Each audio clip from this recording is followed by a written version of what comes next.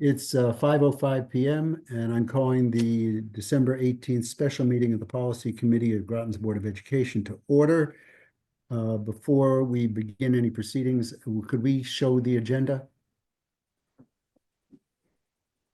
Okay, so you'll note on the agenda that we have 7 items and we may or may not get done with them within the hour that we usually do. You can take that off now, Clint. So what I propose doing is if we're not finished at the end of an hour, I'll ask the board members who are on the policy committee if they're willing to meet for another half hour. If they can't, for whatever reason, we'll end the meeting. If they can, we'll do another half hour.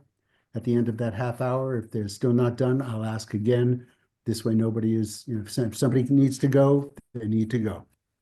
Okay, so we'd like to review the minutes of the November 19th committee meeting.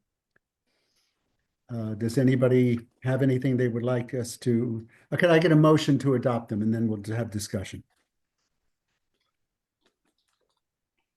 So moved. Thank you. Do I have a second for moving to adopt the minutes of the last meeting? Andrea, would you second that for purposes of discussion? Sure. Second. Okay, we have a motion and a second. Is there any discussion on the review of the minutes for November 19th?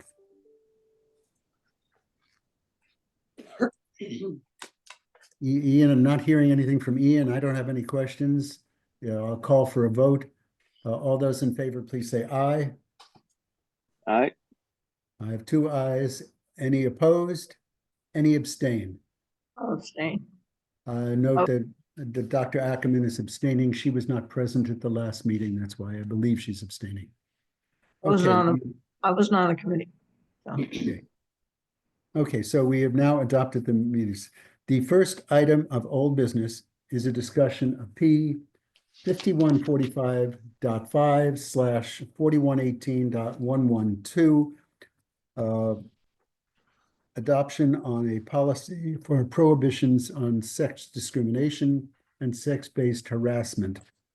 You have in front of you from the packet a green sheet that is the latest version. And I guess Denise or Susan, any comments before we ask for a motion to approve? You know what? Maybe we'll ask for a motion to approve that, to approve it and get a second, and then we can begin discussion. Mr. Chairperson Schulman, if I may I speak? Absolutely. I have our attorneys from Bertram and Moses on the phone. I had posed to them the question that I believe the board members had at the first reading of the policy. And correct me if I'm wrong. I believe the question was, how would an oral report be received by the administration? And how would we know that what's being recorded on the oral reporting form is accurate? Good. Ian, continue. Ian, do you recall? I think that might have been your question. Was that the gist of your question? Sorry. Yeah, that's correct. My concern was like having some sort of verification from the complainant that whoever took the report carried through their details to a satisfactory fashion. Carolyn, do you feel comfortable responding to that, or do you want me to respond to that? Okay, hold on one moment. Attorney Carolyn Dugas is on the phone, so I'm going to put her on speakerphone. Mr. Chairperson Schulman, is that acceptable with you? He will be welcome, or she will be welcome. I'm not sure what the first name was. Okay, it's Attorney Carolyn Dugas. I guess that she will be welcome. Okay. Go ahead, Attorney Dugas. It's good evening, everyone. I'm also here with my colleague. Can we increase the volume? Probably want to add to whatever I have to say, but I want to assure you that all employees for the district are required to be trained on Title IX. That's all employees, not just certified personnel. But your question was, the example was, how are we confident that a teacher will accurately report or even report the information? So one, they're trained. Two, they're trained on Title IX. They know they have the obligation. If they suspect that information has come to them that would possibly be to fall under Title IX, they are to reach out to the Title IX coordinator.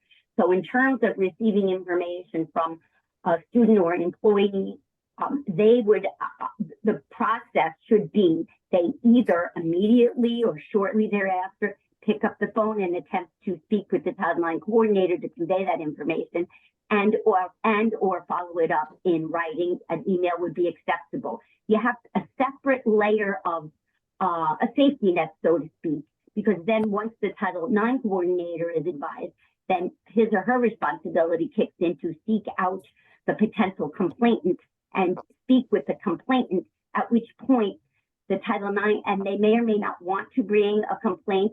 They are entitled to possibly receive supportive measures one way or another.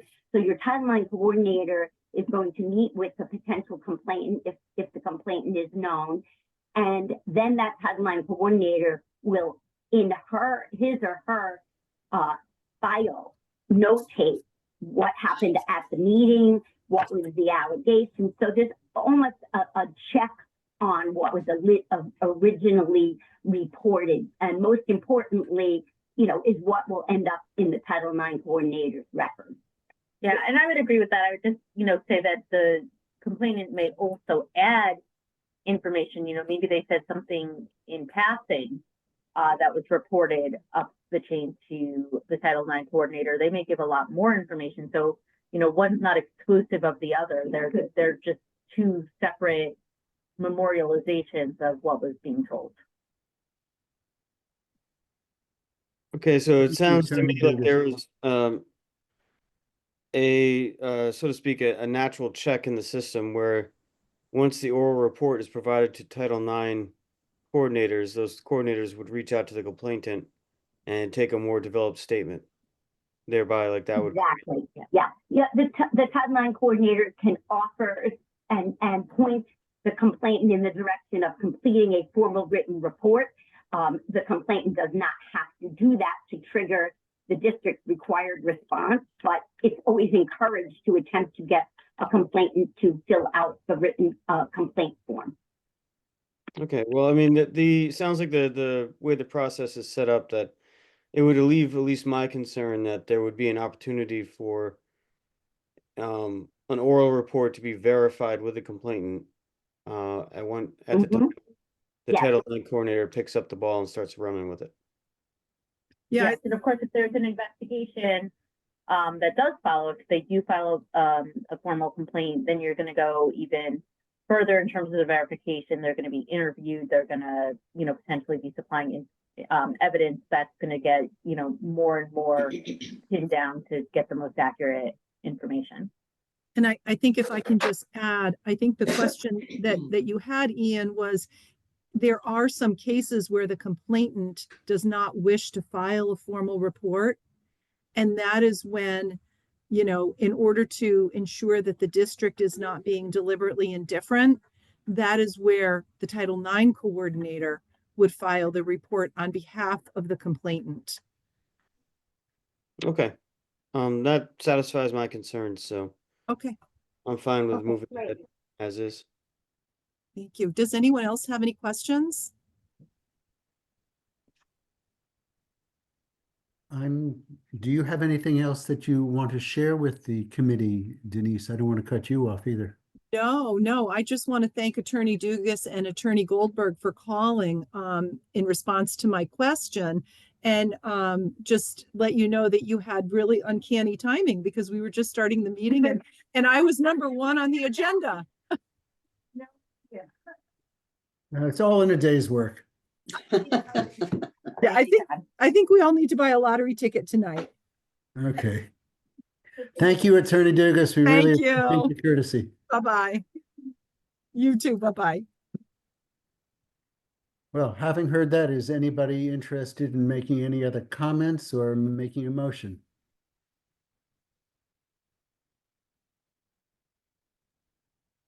Do we already make the motion to put it on the floor for? No, we did not make a motion. No, we had, the attorney was waiting online, so we have not had a motion made. Oh, yet. okay. Well, then and forgive me, this is at a second read level, correct? Yeah, Correct. I believe so. so, I'll move that we approve a second reading of P 5145.5/4118.112. Do I have a second to that? Well, I'll second that. If I'm allowed to. I think I am allowed to. Yeah. So, is there any further discussion? The only thing I have is that I had two questions. One, superintendent of schools, and I think we've decided in past policy meetings to just make it superintendent to be consistent. And then there was the verb is, and I don't know if this is a legal thing. This policy shall contain. Which paragraph are you on? I'm on 1, 2, 3, 4, the fourth one down.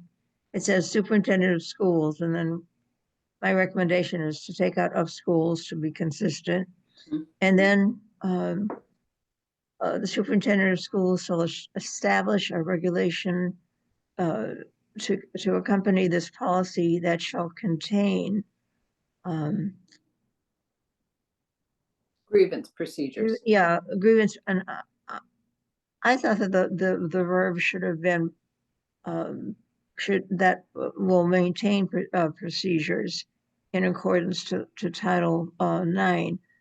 But now that I'm reading it, I'm seeing that contain is probably the correct word. Ian, are you comfortable with just making a friendly amendment without needing a vote on dropping the words of schools? Yeah, I'm fine with that. Okay, so we're so ordered. Ooh, I like that phrase. We've amended it to have the superintendent shall establish a regulation. This is the beginning of paragraph 4. Having made that emendation, do I have anybody else want to comment before we vote? Well, I do see that there's attachments here, Denise. You might want to explain that these are some of the forms that are attached to the policy too. Yes, there are the formal complaint form. There is also non-disclosure agreements that we ask the parties to sign to maintain confidentiality. There is the right to appeal if the either party disagrees with the result of the finding of the investigation. And there are the notices. The notices are very important because once a complaint is accepted in terms of investigation, we notice both the complainant and the respondent. So that's really important because it outlines the steps that will be taken and some of the options that they have in terms of bringing some advisors to support them. Have there been any changes to any of these documents since we last saw them at the time of the first reading? No, there have not. Okay. And I also see that you, out of courtesy, brought forth the regulations as well. You must have had those done at the same time through CAPE. Is that right? These are, I'm sorry, were you asking me that, Susan? Yeah, because I see policy and regulations in my packet. Yes, these, this is called a Title IX toolkit because it has everything that you need to implement the new regulations that were in effect August 1st. These are from Bertram and Moses. These are from our attorney. Okay. And I will just note for the record that our vote tonight is on the policy. It is not on the regulations. The regulations fall in the purview of administration, which has consulted with us. Well, let me make a comment about that. And although we don't talk about or address the content of the regulations, it's still our policy book. So if there are discrepancies in terms of keeping consistent wording, or if there's a comma out of place, then we'll address We that. always appreciate those edits. I want you to know, Dr. Ackerman. You Okay. find things that nobody else finds. You're good at it. That was So, why I was the terror of the seas. Okay. Any further comments from anybody this evening on this matter? The only other thing that I have, and that is, Denise, I've got some of those level comments about the notifications and all that stuff. So where do you want to do that? Matthew, where do you want to do that? These are in the regulations or in the policy that you're speaking about? No, it's not in the policy. It's in the notifications and all those other documents that are kind of like letters that go out or forms that one would Let sign. me run something up the flagpole and see if you guys are comfortable with it. Given that we have so much on the agenda tonight, I'd rather focus on these other issues. If you are comfortable, Andrea and Denise, Yes. to send the information to Denise. Denise will integrate the comments, and we will send this for second reading, but it will not be put in the book without the corrections made. Are you both comfortable with that? Yes. Yes. Are you Yeah. comfortable with that, Ian? Yeah, if it's no substantive changes, it's just all grammatical typo type stuff. I'm fine with Well, that. There's one or two little things that are substantive, and one of them is, I'll just tell it to you. One of Okay. them is in the I guess I'm not sure which one it is, but anyway, the word victim is used, and I'm uncomfortable with that word. I would like to see it changed to the subject of a sex discrimination occurring instead of victim. What about the word alleged coming before victim, the alleged victim? I'd still I'm still uncomfortable with the word victim. I would still like to see it say just plain subject. And can you just let me know, Andrea, where are you seeing that? Yeah, you know what I'll do? Why don't you send me this via email, an attachment, and I'll just highlight those places, and then maybe we can come back and look at it at a different time. When is our next meeting, the board meeting where this is going to come up to a vote? I think it's the regular meeting is the third meeting. Oh, no, wait, I think we added a policy meeting, We're doing a a special meeting just January to 6th. vote these in, right? Do you That's remember right. that, Ian? And that is what, the January third 6th. or the fourth? January 6th, there's a special 6th. meeting added to. At 5 o'clock, right? Right before. Do we have time for you to collaborate on these changes that you have in mind, Andrea, and to get copy out, electronic copy, no more paper, electronic copy out to Ian and me to be sure that everybody's on board before Yeah. that meeting? Absolutely. Nish, you just send that to me and I'll send it back to you, Will that satisfy That's your fine. concern, Ian? to That's everybody. fine. Yep. I'll Okay. do that right now, Mhm. Andrea. Hi, Would I'm that on satisfy policy. your concern, Ian? I could also, I would just, Okay. you know, as far as like the victim thing, I mean, maybe complainant would be a Oh, better. we did it on Tuesday. Yes. Complainant? Yeah. Complainant would Mhm. suffice. Okay. Right. Okay, I like that.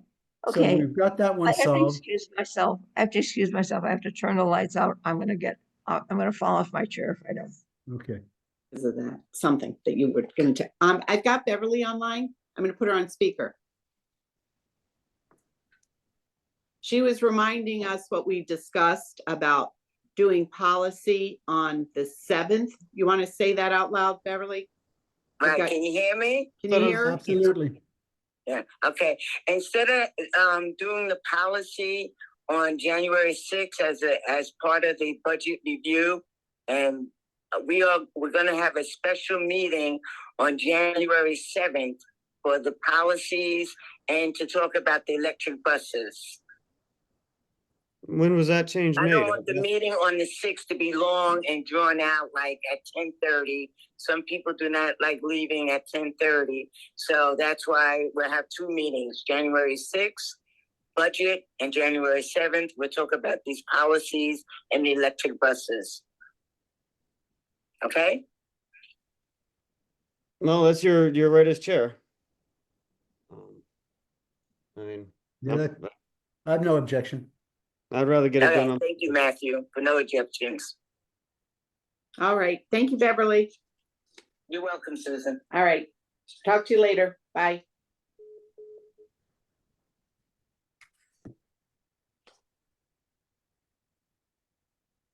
I would say if any member of the board felt uncomfortable with the procedure at the meeting on the 6th on the basis of not having adopted the policies, he or she will clearly speak up and express his or her or their feelings at that to meeting on the 6th. Or the 7th. Are you talking about the 7th? No, the 6th, because what I'm hearing Ian say, Ian, if I'm misspeaking for you, please correct me. Ian would like to see this wrapped up before we get into the budget. Right. And That's the whole point. So. Well, I see we only I had see- one meeting that week, and I think Beverly thought it would be better to do. I them understand, separate, but I'm sharing what I perceive as Ian's thing, and I'm trying to thread a needle, and the needle is to we accept in good faith that everybody understands what we're going to be doing the next day, and that we're going to act under that assumption, and that if there's any board member who's not happy with the way things are proceeding, they'll articulate their concerns at the meeting on the 6th. Yeah, I'm just not sure when that decision was made. I mean, because when we ended the meeting on last Monday, it was Well, clearly chair, stated that January 6th was going to be the special board meeting. chairs have changed meeting dates and things. And as since I Dirk said, was young. that's her discretion and her right as chair. Yeah, I that's, agree with it. I'm uncomfortable with it, but you know, I don't have that authority, so I can just express my discontent and we'll carry on. okay. So we're now back to policy. I guess one thing I would want to clarify and that whatever is passed would be applicable to this budget session, even if it's passed after the technical opening of this budget session. You've asked that question a number of times. I've reached out in orally and communicated in writing that would be the case. As soon as Right. a policy is this is my understanding, and I ask Susan to confirm or deny that as soon as a policy is accepted by the board, it takes effect instantly. Did I understand that correctly, Susan? Yes. So now we have it memorialized on a video. Yes. Show. Very good. Thank you.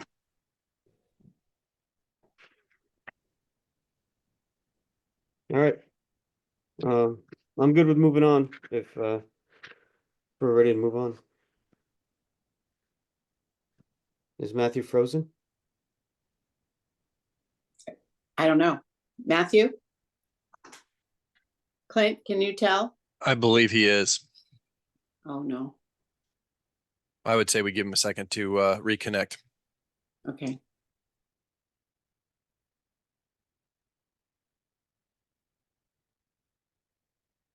Bev is on as an attendee. I can certainly promote her to panelist as well.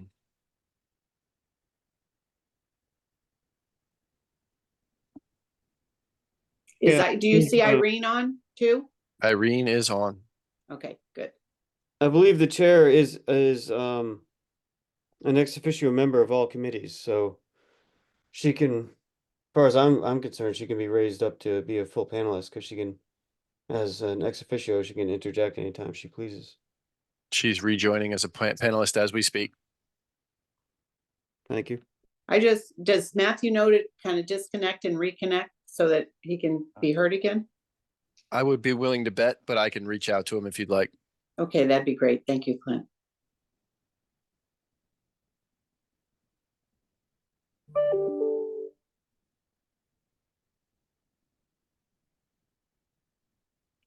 Hey, can you hear me? Yep.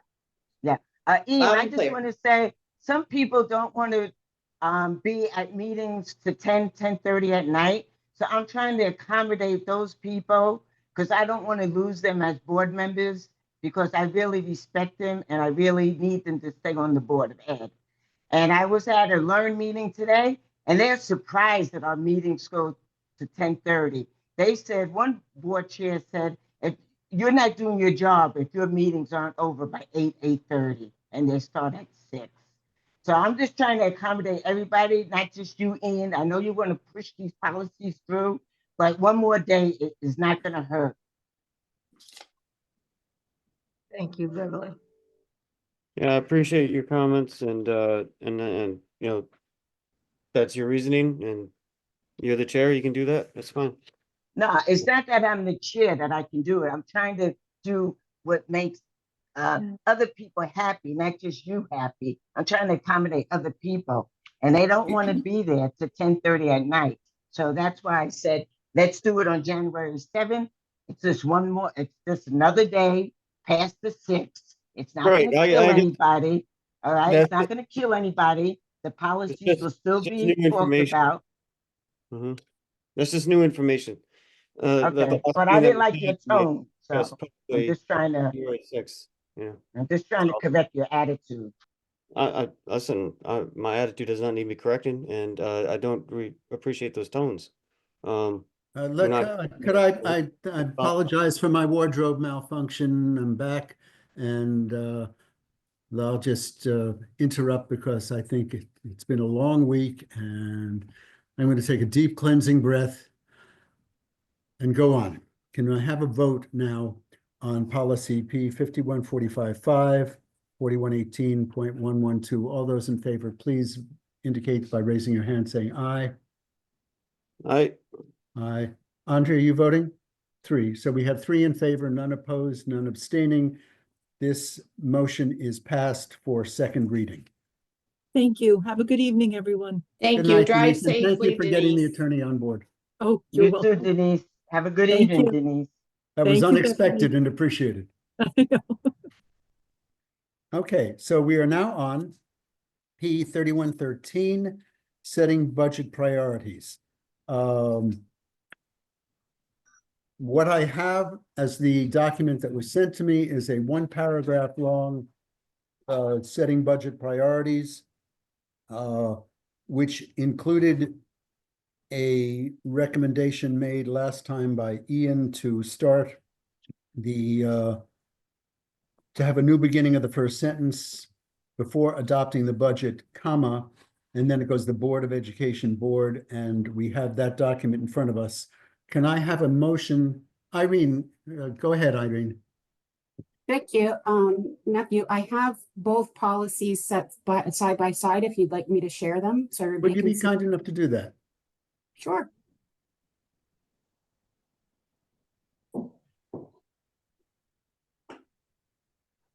Okay. So you should be able to see on the left, this was Ian's policy. On the right is the CABE policy. Okay, I'm trying to feel my way on what the appropriate way to handle this is. The document that was sent in the packet is the one that starts with the line in blue before adopting the budget. So Correct. it is my intention, unless somebody corrects me and says I'm mistaken, that we should take a motion.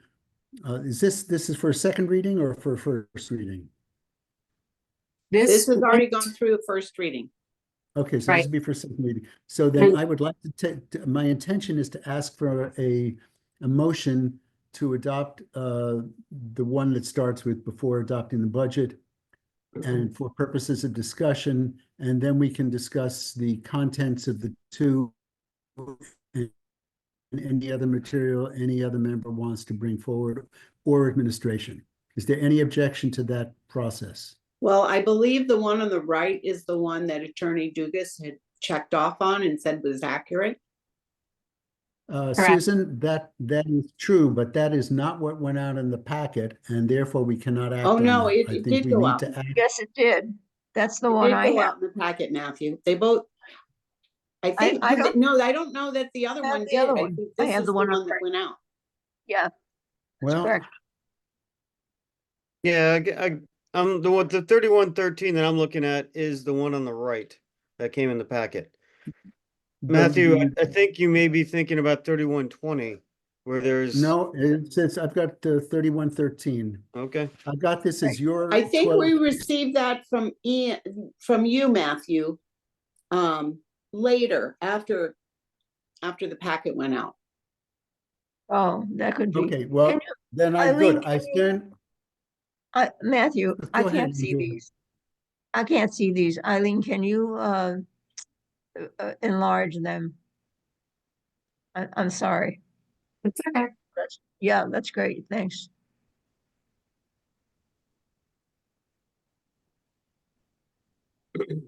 Okay, so This one is the cave. what I'm hearing Uh-oh, folks it just saying is that disappeared. Yeah. the We one have a that's- mountain yeah, on the left. the one that's on the right of the mountain at the moment. Oh, good. Okay. That's a mountain. I don't know what that is. So let me find the other cave one. I wanted to start with making a motion to adopt what was sent out in the packet. And then from there, we can make whatever amendments anybody wants to make.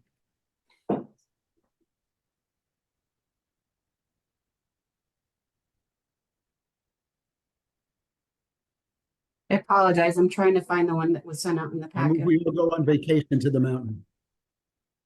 Exactly. I may just need to reopen it. Sorry, just one moment.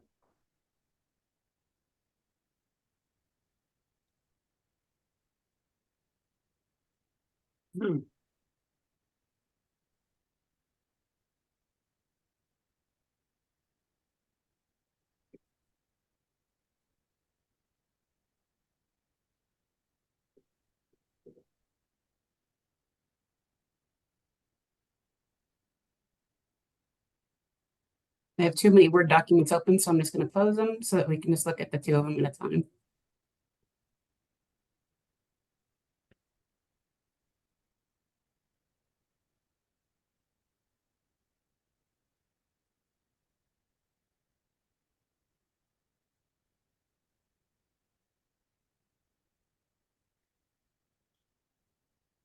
That looks good. That looks like it.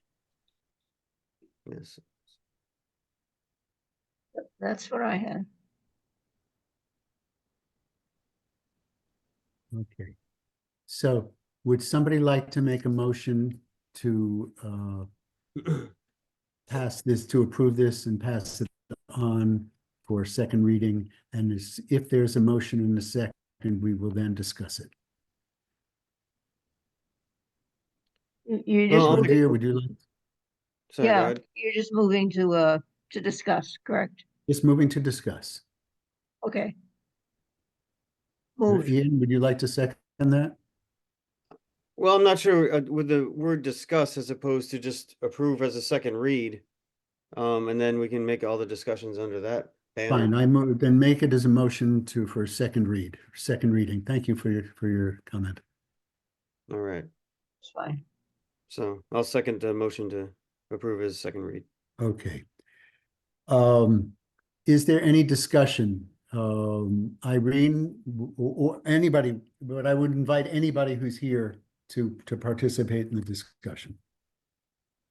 It's just, again, comma things like that. So Erica can send it to me. I'll put it in the comments. Okay, Irene, do you want to speak to it? Because I think we did review it and it was reviewed by Floyd. Correct, it was.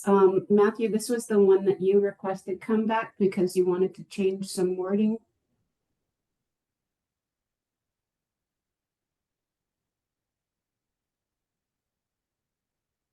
Matthew, are you still with us? I'm still with you. I'm reading it again. My long-term memory is okay. My shorter-term memory is not as okay, but that's life. I'm not quite sure whether it was the phrase before adopting the budget or if I had some other concern, but as it stands now, There is nothing substantively in what is before us that is problematic to me.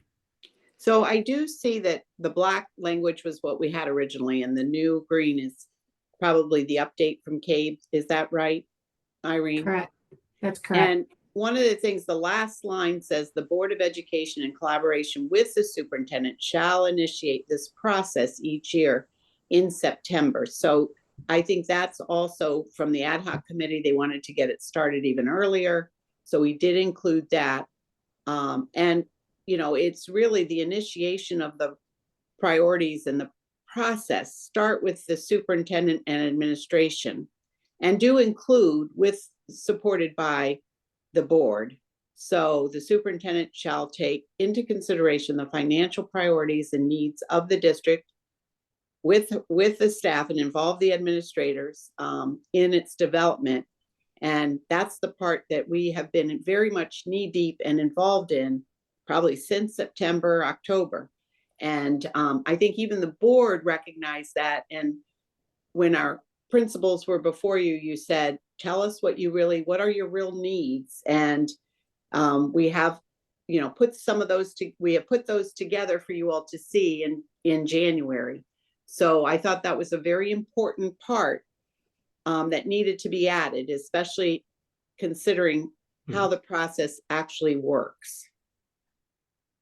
And Susan, just to provide additional information, so on an annual basis, when the Board of Education sets its goals for the district for the year, that's when you're also setting your budget priorities. Then we know marching forward from September on that we need to align the budget with the priorities as identified by the Board of Education and the superintendent.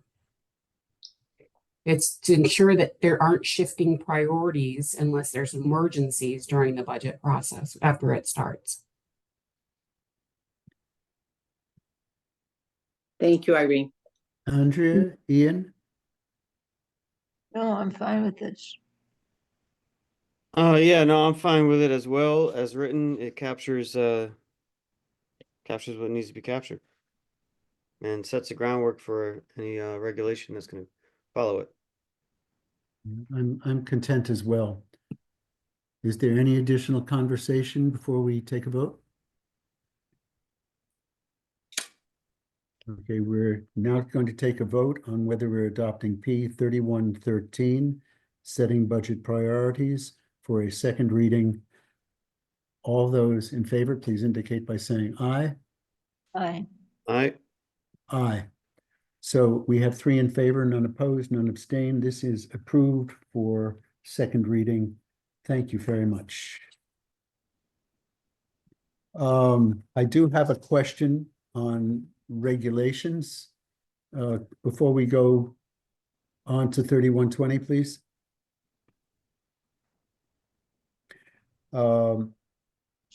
Typically, administration has shown us proposed regulations and asked for comments, though it's clearly their purview. Did you want to look at that now or come back at another time? No, I'll speak for Irene. She's really, like I said, she's still wrapping up the audit. And at the same time, we have a town review, which while we've got some support on that, that's still there. And then we also have the budget process. So that's what our focus is. And she said that when we can get to that after the budget process, we will get to that and bring it back out of courtesy to share with you. I'm only speaking for myself. I'll ask my colleagues. Oh, go ahead, Ian. I see your hand is up. Thank you. Yeah, that was my understanding as well, based on a couple of emails exchanges went back and forth, or that all regulation discussion and review, presentation or review was going to happen in March of 2025 after we get clear of the budget, giving the administration the time they need to focus Thank on the you. priorities at hand. Yeah, appreciate that.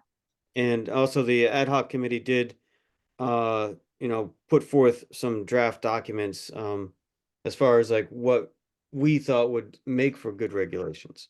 Now, of course, admin's not bound to that, but it is there as a suggestion or an outline or a framework to start the discussion.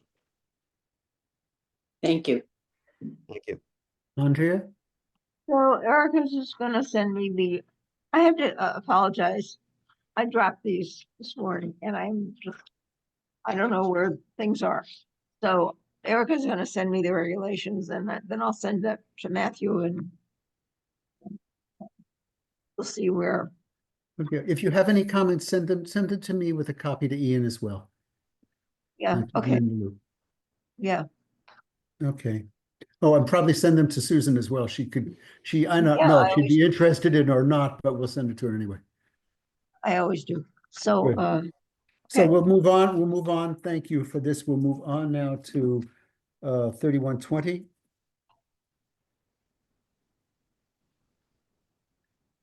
Do you have that one to Irene to put up? Yes,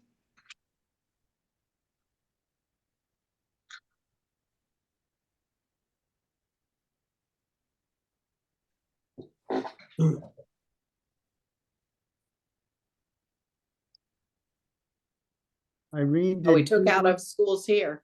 did we want to start talking about this now or make a motion and open it for discussion and then have you I'll- start the discussion? I'll, Irene? I'll make a motion to approve P 3120 as a second read coming out of committee. I'll second that. So, Irene, did you want to make some comments?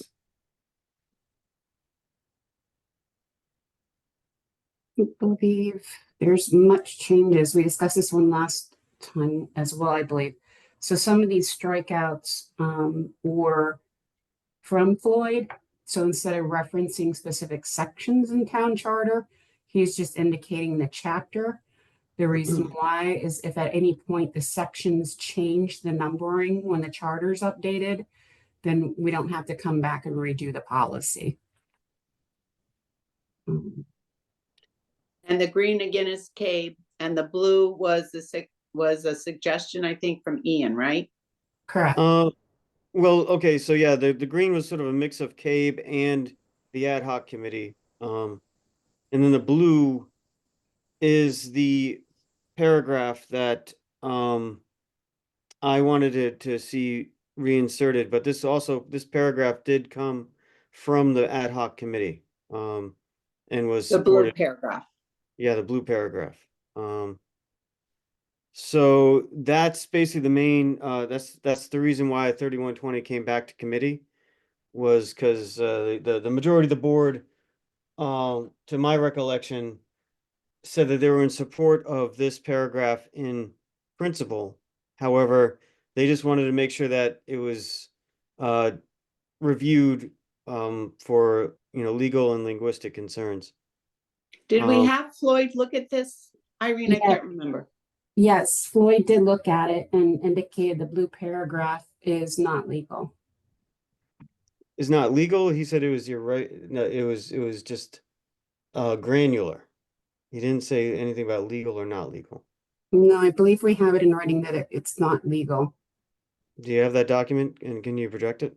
I'll have to find it. I don't have it readily available for tonight.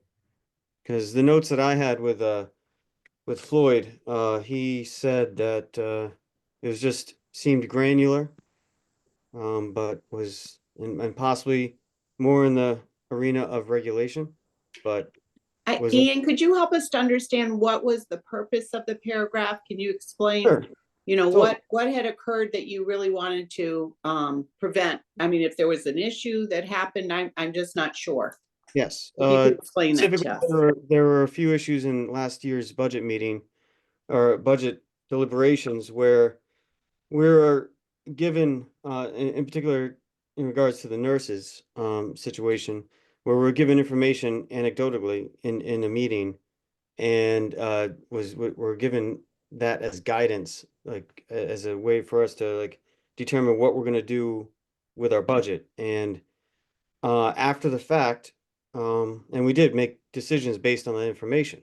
And then after the fact, after we passed our approved budget, new information came to light that there was actually a good bit of contention about that issue, and that there was a strong desire for that we probably should have known that there was some interest in cutting that budget item out of the Mm. and putting it into the board.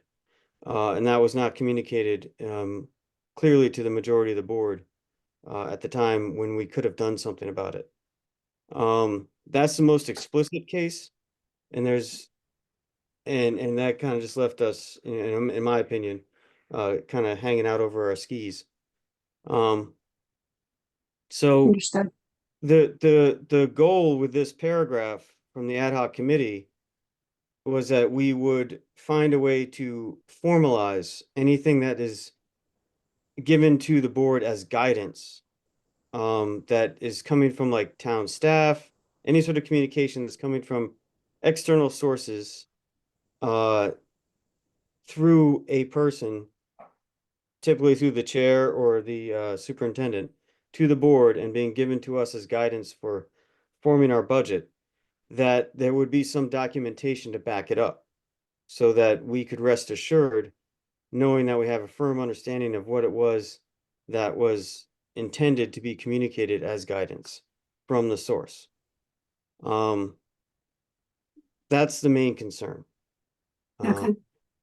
And so I'm open to suggestion on ways to tweak it, but again, the consensus of the board at the last meeting was that a lot of folks wanted to see something like this in this policy as a principle that we would follow, so that we didn't end up in a situation again where we're depending on, one person's interpretation of a conversation that happened verbally. The hope was that, if there were verbal conversations, that there would be an email or something afterwards to memorialize that, where the person who was on the other end of that communication would have a chance to verify that that indeed was what was intended to be communicated through that third party to the board. I think there were some emails though that were shared with the whole board too. They With some of came that after the communication. fact. They What came was after. that? It was after the fact. Those came out later. I don't know, Beverly, with your expertise, what are you thinking about this?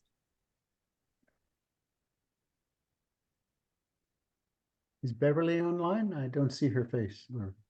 Yeah, I'm here. I'm Good. listening. I'm listening. I don't. What the Floyd said is not legal?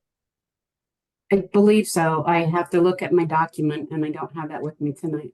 He either said Alright, it well- wasn't, it was, he said a lot of it's granular, it's regulation, or there were a couple things he said that were not legal, but I don't know if it was particularly this one. Now, Andre, Okay. I Well, mean, I think so for transparency, it's important. I mean, there are often times that I have something that comes up and I will talk to my board chair and, and then usually the advice is to forward the information to the whole board. So I try to give that out. But there's a lot of times that when we meet, it's a meeting that is not recorded, but I usually, when I go to any meetings, it's usually with other people, other directors as well. So, and, not everything we talk about is then passed on to the board. It could be just every day kind of, getting updates on audits and that kind of thing. Yeah, but I believe to Ian's point, it's specific to budget The budget, planning related matters, right? So that wouldn't apply.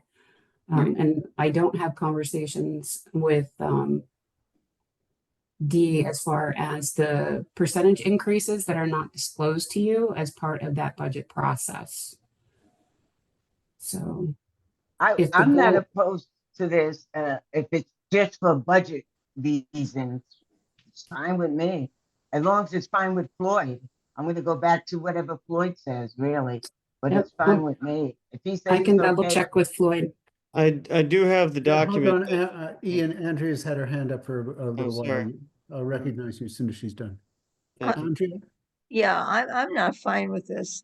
this is something that I know it's in the budget section. However, this kind of thing can spill over. Like there could be a lot of different conversations that just occur. Somebody could tell a lie about a board member, and somebody else could never pass that on. We could be getting into places that we don't want to get to with this, and this could spill over into other areas of policy. And I'm not fine with this at all. Ian, then Bev, then I'll take a turn. Well, I would just, I can understand Andrea's concern but I would call attention to the first sentence that says board members and administration are required to report any communications that they have with town officials regarding any budget planning related matters. So that's very specific to the budget. It's in the budget. If any of these communications are intended to be used as guidance upon which the board is expected to act. And again, that's like, because if it's been given to us as guidance, then I think that carries a little more weight. What people talk about, whether they're going for lunch, whatever, that is of absolutely no concern. This is all about like, if there's specific information that is being passed through a third party to the board, that's going to be used as guidance that we're going to make decisions based upon. That's the main concern with this. And also, Matthew, I did find the document, Floyd's email where he had his bullet points. So if I'm more than willing to share my screen to project that out so people could see what his comments were on this policy. I'd like to hear from Bev and Andrea. Is your hand up again? No, I guess I said Okay. what. So I'd like to hear from Bev, and I'd like to say a little something, and then I'll come back and if you want to put it up, that's fine. Yeah.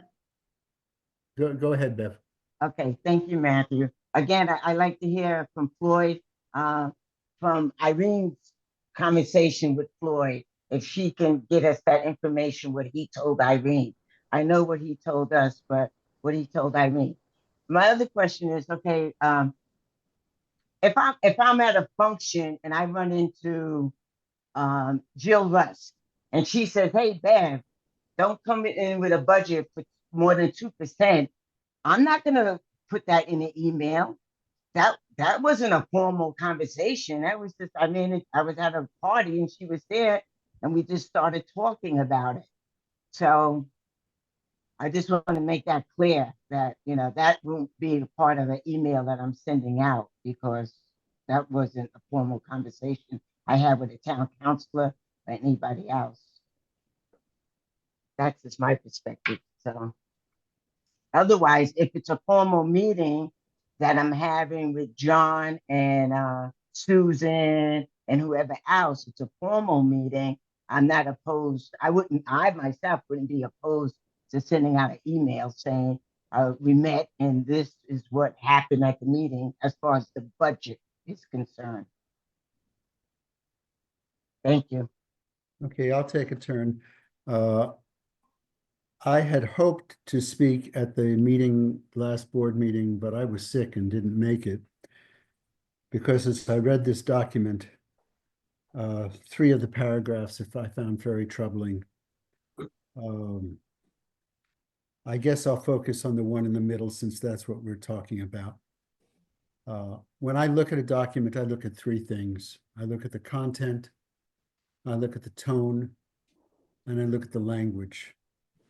I support the intent, the content, to report substantive communication. I'm not going to try to wordsmith this now, but just speaking from the heart.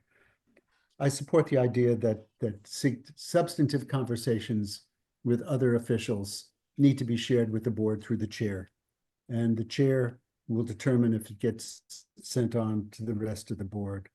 This whole process of governance is based on some level of trust, and we have a process, and the process is that information flows through the chair. Maybe that's the worst process in the world, but I haven't seen a better. So Matthew, if I may, now that I would know, I'd like to continue because Sorry. I lose my train of thought. The tone of this can easily be construed as one of distrust, as required to any, all, any. These words, they're lexically accurate to the intent that's intended. There's nothing wrong with them lexically, but in aggregate, they convey a terrible sense of distrust. And I don't think that that's, I don't think that's what Ian had in mind. So I think the language there needs some serious working. I'll go back up to the first paragraph.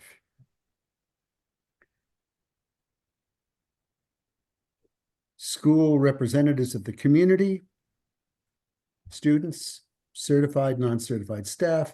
If by this we mean people, representatives of the community through the period where we have public comment, through emails or phone calls to the members, through letters, that's fine, but that's not what it says. Students, if we mean that through the student representatives, that's fine, but that's not what it says. Certified and non-certified staff. If this means that it's through the process of the various union leaders getting their members' opinion, which they pass on to the superintendent, and or the chair, that's fine. But if it means a free-for-all where everybody's going to set up new committees with lots of representatives from these, it's dysfunctional because this is the superintendent's budget. It's not our budget. We take it when it's given to us. I'll go to the last paragraph. It's not a budget document policy. All board meetings are public meetings. The public is encouraged to attend. All of that's true, but that's our policy. That's in our already stated in our communication policy explicitly, and also in the communication plan. If you want to make a referral to strengthen a communication plan, by all means do it. I'll look very favorably as an incoming member. It doesn't belong here. This has nothing to do with budget. Other than that, I think it's great. So, I don't want to Matthew, see the superintendent's budget development process turned into a political process. The superintendent and her staff are the professionals we hired. There's plenty of time for the public to weigh in on the proposed superintendent's budget, formally and informally. I've been wrong before. I may be wrong now, but I'm concerned about this document as it is. I can't vote for it as it is. Okay, who's next? Is it Ian? Are you next? Oh, well, Andrea's hand's been up before Yeah. mine, but Yeah, Okay, and you do. I just want to go back to what Beverly said and to talk about the implications of this language in terms of the example that Beverly gave.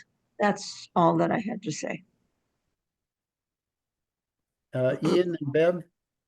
okay, so to address your concerns on the first paragraph, Matt, the last sentence kind of wraps it up and so the procedure for such involvement shall be developed by the superintendent and implemented by the superintendent's office following review by the Board of Ed. That empowers the superintendent to determine how they collect that input. So the superintendent could just as easily say, you know what, I'm just going to go off of what already has been documented through letters, emails, pre-existing public hearings on various other things and other public comments that I've heard all year long. It's up to the superintendent to determine. Because that's the budget document. That's the superintendent's job to figure that out. All this paragraph is trying to communicate is that efforts need to be made to take those components into consideration, which is already a natural part of the process. And the superintendent could Right. easily just say, we already have a lot of this information coming in through the natural pre-existing reporting channels and the public comments that have been available all year long. So I don't see this as mandating any creation of any committees. Mhm. unless the superintendent, because the power is put in the superintendent's hands with that last sentence. So if the superintendent decides they want to go that route, that's up to them.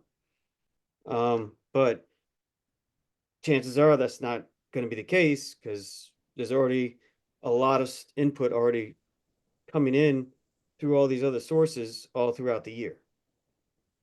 So I mean, and this language did, if memory serves, that kind of came mostly from CABE.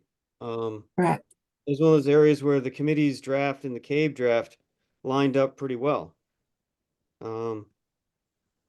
And as far as the last paragraph, again, that also came straight out of the CABE draft. The committee draft, I don't think had that in there, or if it did, it was only because it was a vestigial limb from the pre-existing draft of this policy.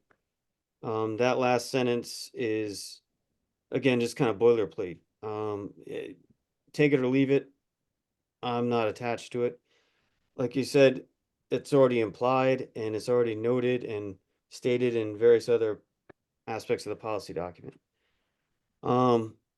As for the third paragraph, I am open to wordsmithing that paragraph to tighten it up in such a way that becomes very targeted towards formal budget guidance communications. I can understand the concerns expressed by some of my colleagues there. And yeah, I can see, maybe the language could be, tightened up. So as with everything, no draft is ever final. You just have to stop editing it at some point. So I could see something like board members and administration are required to report any communications that are intended to be used as guidance upon which the board is expected to act in relation to the budget. So Matthew, I'm not able to raise my hand because I'm sharing the screen, so I lost that Oh, please, taskbar. Irene, please. Ian's correct, that very first paragraph and the last paragraph, those are both directly from CABE. And where this is getting at the needs of the school, representative of the community, students, certified and non-certified staff, that's discussions that they have with the principals about what they need. And the principals put forward to Susan in their recommendations. So everybody is pretty much already involved in that budget process. It's not indicating we're going to create a new committee or subcommittees to try and have like a internal administrative budget committee. That's not what we're doing at all. So Ian, you are correct that that is already what is taking place as a natural part of doing the budget. For the blue section, now that I know what we're looking to achieve, I can reach out to Floyd and see how we can rephrase that paragraph, because I can let him know what the intent is and why. I would appreciate that. Thank you. Beverly? Thank you, Irene. Beverly? Yeah. Thank you, Irene. Can you go back to the first paragraph? Because maybe we can tighten up that sentence in the first paragraph to make the budget a comprehensive reflection of financial needs of the student, representatives of the community, because it does seem you could interpret it like Matthew said, that you're gonna have committees and that the community is gonna actually come in and sit down and talk about the budget, or the students, or so maybe we can tighten up that sentence a little bit where it doesn't make it seem like it's going to be committees, that we can be more explicit of what we actually mean.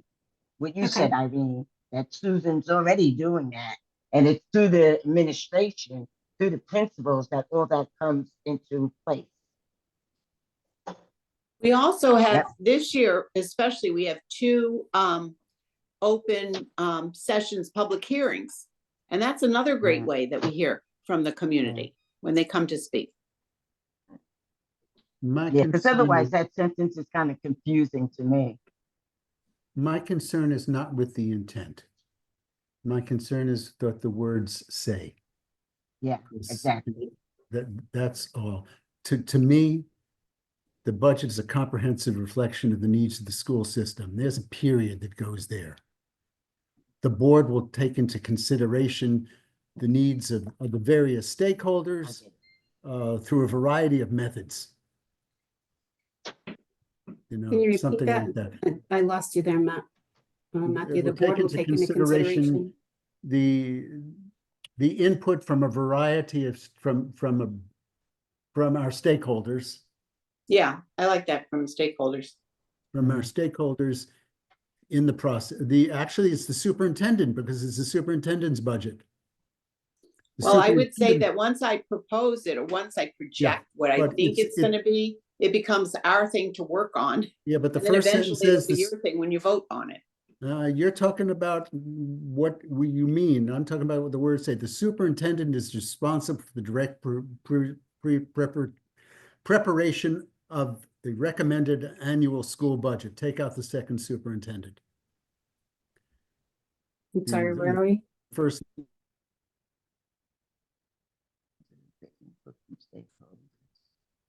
responsible, not shall be, shall, forever will be responsible for the preparation of the recommended her recommended annual school budget. Oh, Don't say her, Matthew. I would just 'cause say the recommended annual school budget. The recommended annual school budget. Thank you. Take out that We're superintendent. losing- are Appreciate we- that. We're striking all of this? I would humbly suggest that we where you have stakeholders in maybe just eliminate representatives of, and just like let that be in the community. And then comma students certified, comma, and that way it kind of blends like that. That's what we wanted to, that's what we would hope the superintendent would capture in drafting their budget. Yeah. Would be like all that input that already is pre-existing and coming through the other funnels. I hope Andrea will be proud of me. We just put input from community stakeholders. Well, period. I can say this to be true. When we had the liaison meeting last year, and I heard loud and clear that the expectation from our community was to, sunset all of those, our BESSER funds. That was one of the major things in my consideration. So it does help to hear from the public, whether it's the liaison committee or it's parents or, administration or you all. So that is all in there, when I think about the process. So I'll make another thing to tighten up it a little bit more. The second sentence that's highlighted in red. This budget process will take into consideration, and a period at the end of staff. Where in lieu of the superintendent will take into consideration, the process will take into consideration. This budget process will take into consideration input. Input from from community stakeholders, Students. the certified staff and administrative staff, period. Yeah, that sounds good. Wow. That sounds good, Matthew. What do y'all think? No, Okay. no. How realistic is that? I mean, It already- everybody's, go ahead. I was just saying, it already happens. It's already been happening. Yeah, well, Um, yeah, and informally and all that, but when you're going to say you're going to take into consideration this one and that one and all these people, and then they're going to say, well, I said, and this group said, and it's not, you got $2 million or whatever it is, however many $1 million you got to work with. And that's that, and there's buses to be paid and electricity to be paid, and it's not realistic. It's implicit that we do that, but to actually state it I could never vote for that. Go ahead, Beverly. Well, Sorry. why don't we say we'll try to take into consideration input from the community? And that may address some of your concerns, Andrea. If somebody comes in and says, well, I want a pool at the high school, I mean, that's not gonna happen because Right. like you said, we do have bills to pay. So, well, Tim, very good, Matthew. There you go. That makes more sense to me. Mm. I listen, I just want to say that taking into consideration does not mean it's going to immediately grant. Consideration just means it's been noted and involved in the conversation. Whether or not it actually makes it through is another like that. That's it. Like that gets decided one way or the other. But like just to take into consideration. I Well, mean, I think the attempt to take into consideration, I think that gets a little bit wordy and clunky. But Well, the budget process will consider input. That solves that a lot. Takes out 3 words. we'll consider, yeah. Right. I mean, because We'll consider does consider, not yeah. mean we're going to confer. You know, Right. consider just means, okay, we heard that concern and now we're going to think about it, weigh it with this other cost benefit analysis and that thing. And then maybe it comes out on the other side the way they like, maybe it doesn't. But either Mm. way, we're just acknowledging the fact that we're looking back on all past, or the superintendent is going to be looking back on all the past years worth of input coming from all these different sources. Which Why already, don't why don't we input- just say that we're going to, instead of that, we're going to take into consideration? Why don't we just say that even in another place, that there are going to be public budget hearings? Because I think that's what we have in mind anyway. You know, there are places Ah. where Very, very good, Andrea. The budget process will include public forums to hear community stakeholders, blah, blah, blah, period. Yeah. To hear from.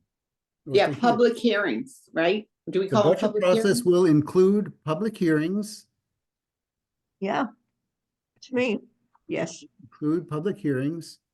to hear from.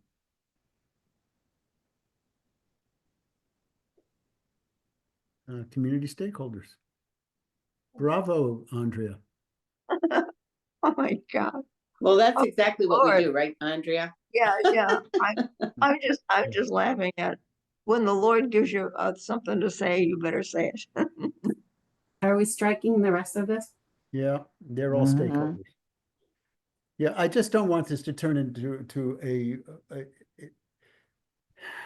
contentious political process.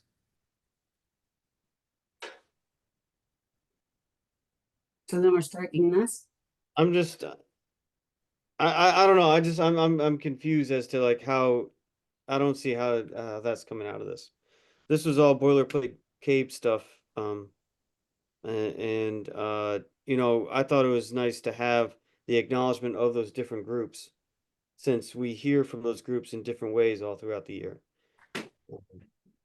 That was the thought of having those listed out, is so that if it does review the policy, we're stating it that is a priority for us to at least check in, you know.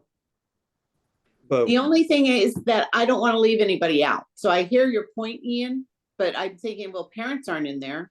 well, The we have, liaison group isn't in there. You know, there's Right. others that. in That was my so when you point. say community stakeholders, it's all people that we serve. That was our my community. fear, that if you leave some by naming them, and if you leave somebody out, you're in trouble. we could always say included but not limited to. But So let me ask a question about the next sentence, because I'm not clear on that. Remember I said that it was talking about possibly thinking that committees were going to be formed or might be formed, and that was sparked by the word procedure for such involvement. That's just, that is what the superintendent does, along with the chair. She consults with the chair on this. If you think that's necessary, I'm willing to consider it. I just don't see that it's necessary. I thought we had a pretty good draft when we had just the take into consideration community stakeholders, comma, everybody else. We could have thrown a phrase in, community stakeholders, including but not limited to, blah, blah, blah, blah. Procedure, again, that last sentence was just, that came from Cabe. And it just means like if the superintendent, for whatever reason, in a given year, maybe wants to do something different, that that procedure is up to them to present to the board and then carry on with. So I mean, it I think could, the board has anything to do with it. Well, it's not true. Hey, Matthew, what about the second sentence? To make the budget a comprehensive reflection of the financial needs of the school system. Is that a sentence or Well, does that go No, with something no. else? Okay. To make the budget a comprehensive, well, that should we should put be, a comma, it will include. Okay. right, it if you will just put a include. comma there, the budget process, that's good. But then we have public hearings to hear from. That's a little redundant. Yeah. So we should get rid of that to hear from. Yeah. Public hearings for community stakeholders, including but not limited to. And if we want to throw in Yep. Mhm. parents and guardians, parents/guardians, I'm fine with that if we want to cover that base. The word for should be inserted. Thank you, Ian. why don't you just end it at public hearings? That includes everybody. Everybody, yeah, that's true. That's Yeah. true. That includes everybody. Susan, what about the word multiple public hearings? Well, Well, we do have them you this know- year, but I don't know if we can say that we're gonna have them every year. But I would say if you just say including public hearings, because even the liaison group, is that's open to the public. So really, anything that we do is open to the public, but to hear from the public is a different story, right? It's only in Right. certain occasions that we can do that. So, okay, Matthew, don't say too much. Just let it at public hearings. Who's Don't say- doing the typing? Who's doing the typing? That's I'm Irene. doing the typing. Irene, Irene, All right. I So said your are you name wrong. adding stuff, Sorry. Irene? pardon? Go ahead. Go ahead, Andrea. No, I said your name wrong and I apologize. That's all. That's okay. Yeah, just end it at hearings. It's implicit. Okay.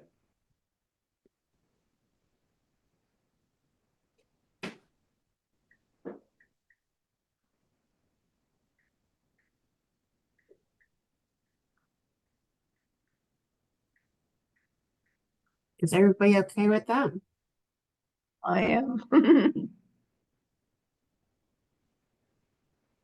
so what is the review of the Board of Education of the superintendent's budget? Doesn't our review come after the budget is presented to us? Oh, yeah, does it ever? You've seen that list of dates and times that we're gonna be getting together the next 2 months. Yeah, so I'm wondering what the procedure for preparation of your budget, not the final budget. your Oh, budget. okay. Should we, That's what does sentence. following review by the Board of Education do in the formulation of your budget?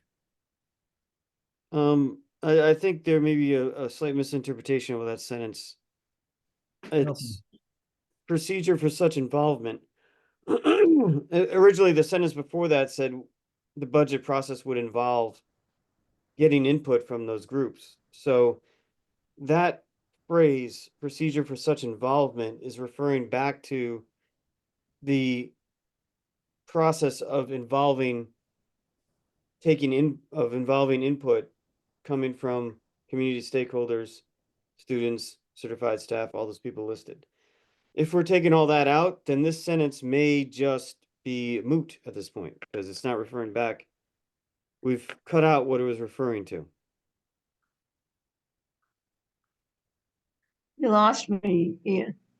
We've cut out what that sentence refers to. The procedure for involving the public of all those stakeholders that we had listed out is no longer there. It's no longer. It's just now we just have to make the budget a comprehensive reflection. The budget process will include public hearings. Done. That's it. Beyond the public hearings, what are we going to do differently for the budget process with the public than we already do? This was just again. This came from CABE, and it was just the way I read it. It was a formalizing of. This is a formal acknowledgement of that level of input coming from the community, and that the superintendent would take that information in, by whatever procedure they deemed most effective. And that they would share that procedure with the board at some point.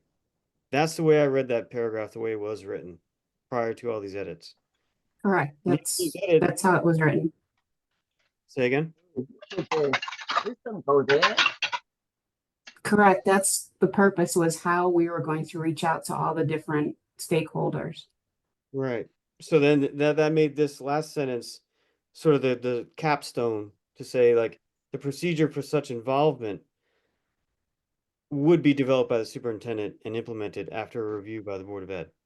So, like, if we're now defining the process by saying it's going to include public hearings, then this last sentence no longer matters. And for the record, like, I would rather just go back to the way it was with a couple little tweaks to say included, not limited to.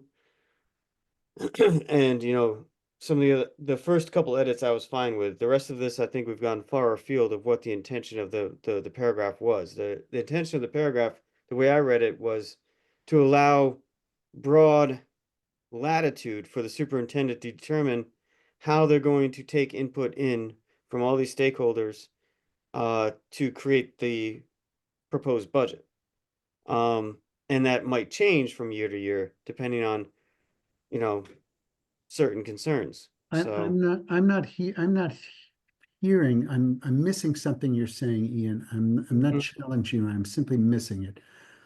Beyond the public hearings, I don't see any public input channels that we're There's not already doing. right, I'm saying, like, this policy was just a formality. That paragraph was just a formality to memorialize it in writing of what we commonly do already. And that's the way I read the Cape draft, where that language came from. So, I mean, I guess I was confused as to see, like, so much concern addressed to it. It seemed to me a very straightforward paragraph with maybe just a couple of tweaks to. Yeah. The intent was clear. The Right. words were less clear. You might want to put in to accommodate your concern for naming the stakeholders. We could put in a sentence and say a special effort will be made to reach out to and community stakeholders, including but not limited to.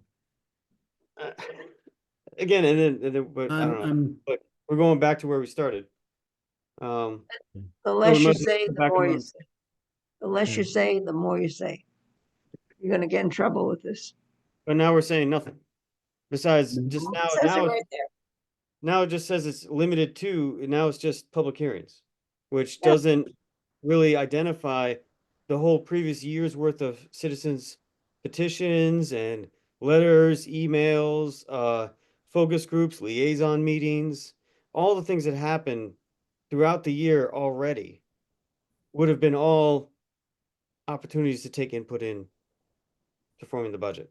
That's all the previous edition of the paragraph was intended to do, was to just identify that and allow the superintendent to identify that as their procedure. That's the way I read it. That's why I had no problem with the way it was written, save for a couple of phrases here and there. Would it be, but- can I make a suggestion? Irene, can you save this, or can you get the other one up side by side with this one, or is that impossible? No, it'll Because just we've take me already a started minute. changing it. I think I have a word that might help. What? If we deleted include and put in, okay, I'm sorry. Hang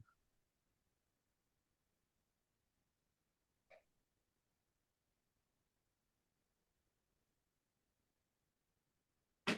No, I can't move it.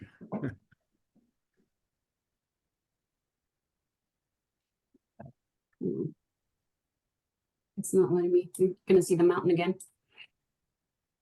Well, we might not be able to say the whole thing, but at least it kind of marks it side by side, so we can hear Ian and, I do like maybe we can give examples of, or maybe we put those examples in the regulations.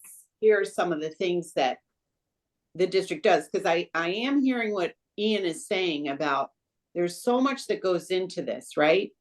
I might be sitting with a group of juniors and seniors who talk to me during budget season, and I usually do those focus groups, and they tell me specifically some of the things that they definitely want to, you know, keep having, or that were really valuable to them. And or I see parents and they talk to me about certain things that they like, they don't like, and board members do the same thing in the community. So sometimes it's very informal how you're gathering information. Sometimes it's a written letter or an email. It could be something that comes up in one of our surveys. Like we've got this strategic planning going on, and the parents are saying some really good stuff we'll be sharing with you once we close it out. So I agree that there's so many different ways, and it's hard to capture them all, but they all go into, you know, what are the needs of the district? And some of them, there's not a lot of wiggle room, because those contracts are the contracts, and we're going to pay what we're going to pay, right? For 85% of the budget. But there's some other things that, you know, we have liberty to change or rearrange, and we're getting that community input all the time. I know that's long-winded, but I don't know what's the best way to say, i.e., here's a couple things, or to put it in regulations. We If we definitely know substituted the that we word- have the public hearings, but then what are some of the other definite things that we're doing? If we And will took we out the always, word because include, policy is law, regulations can be changed. if we took out the word include and put in the, instead the verb solicit.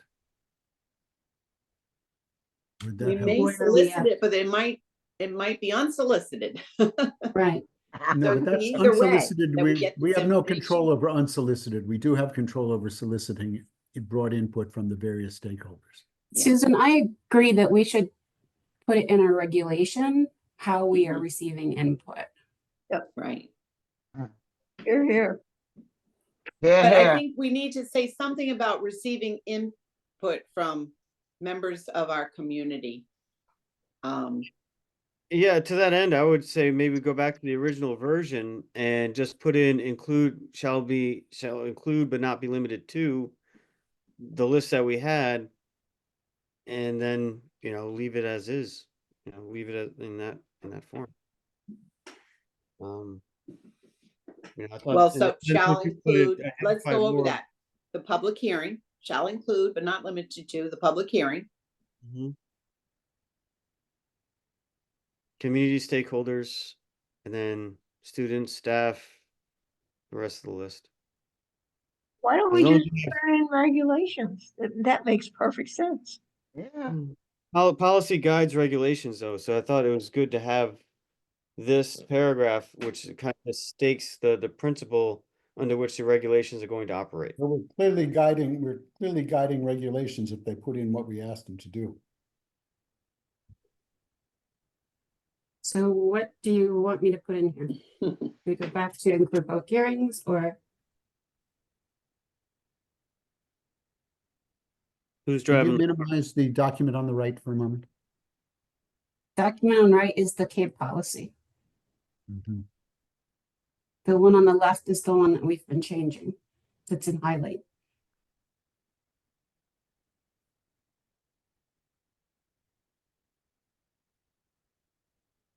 The only thing is, on the policy on the right talks about administrative staff, and I can't see the rest, non-certified, certified staff. And the one on the left is only talking about public hearings. But I can go with Susan where she could put that in the regulations. But the public hearing is not so much administrative staff or certified staff. I mean, even though they can come to the public hearings, but I know Susan, when she develops the budget, talks to the principals and they get their feedback from the teachers and whoever else they get their feedback from. So Right. I don't know. And we all agree that we think that it should be included somewhere.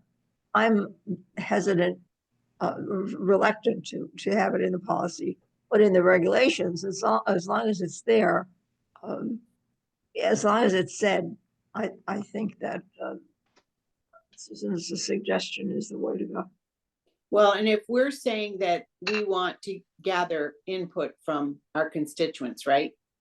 We could in the regulations say, some examples of this are, and we could list some examples, but not limited to, because one year we might come up with a whole new idea that we could, as long as it's gathering that information. And I think it's solicited or unsolicited. I mean, you get it both ways. You get it in written form, you get it, when you're out in the community. So you have, I'm not going to be your superintendent for always, but you'll want a superintendent who's very responsive and does listen and pays attention to what the community's saying, right?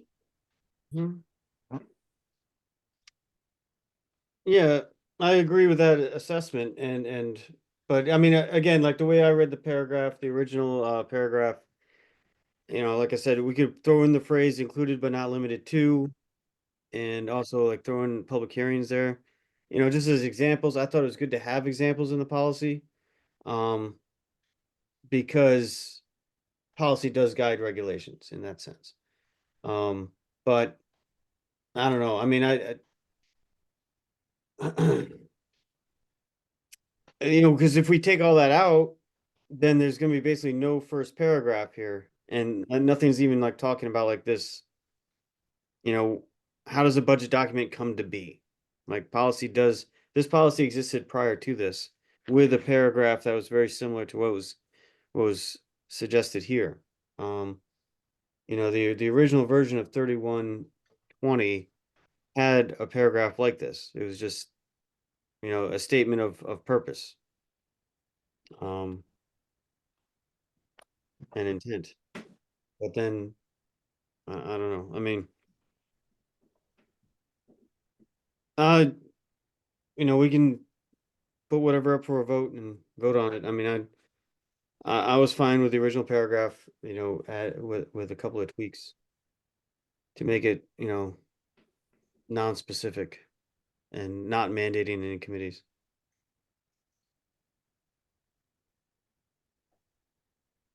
I'm okay to say an example of this is the public hearings, but it's not limited to that. There are other examples too. Right. Because that's the one that stands out to me, Yeah. Irene, is there any way to put that the right-hand document up and edit that one a little bit? Just 'cause I want to just try something out and see if maybe that we kind of split the middle here. Okay. To make the budget a comprehensive reflection of the financial needs of the school system. All right, so, comma, the budget process shall include public hearings, comma, shall include but not be, shall include, comma, but not be limited to, comma, back before public hearings. Yeah. Shall include but not be limited to public hearings, input from representatives, or actually, you know what? Community stakeholders. Get rid of representatives of the community and just do community stakeholders. Input from community stakeholders, students, certified, not certified, and then we can get rid of put the period after administrative staff and get rid of shall be involved in budget process. You want to put parents in there? Sure. Could put parents / caregiver or parents / guardians. Then comma students. You're gonna leave somebody out, and it's gonna be a problem. Well, Just we got included, but shall include but not be limited to. public hearings. Public Yeah. hearing says it all. Mm. So, put a comma after include. I mean, I would just propose something like that. Put be, not be limited.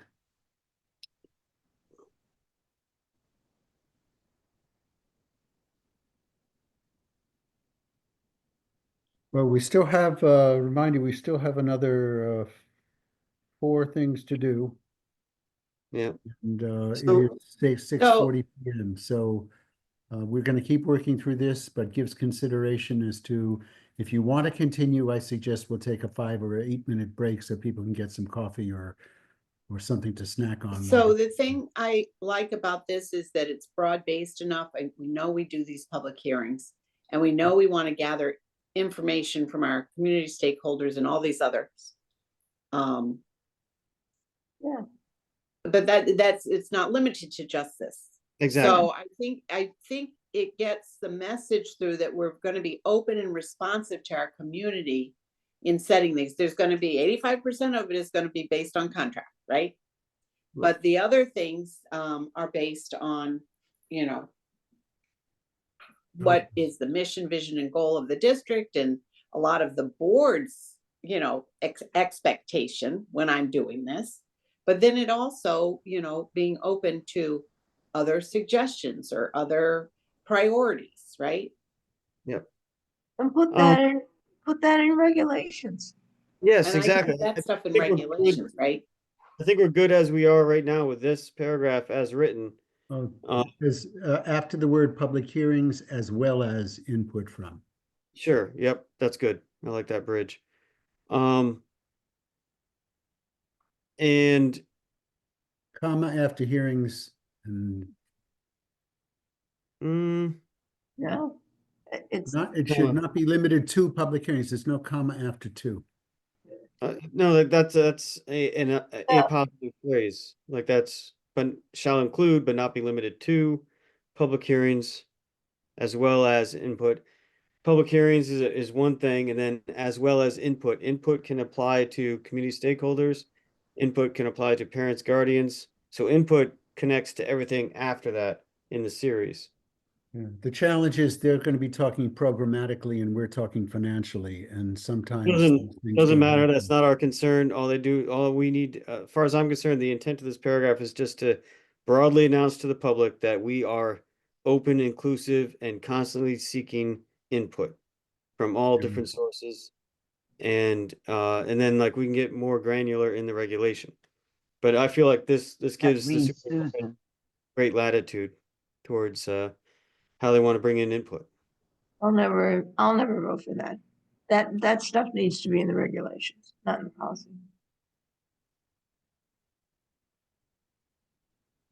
Okay.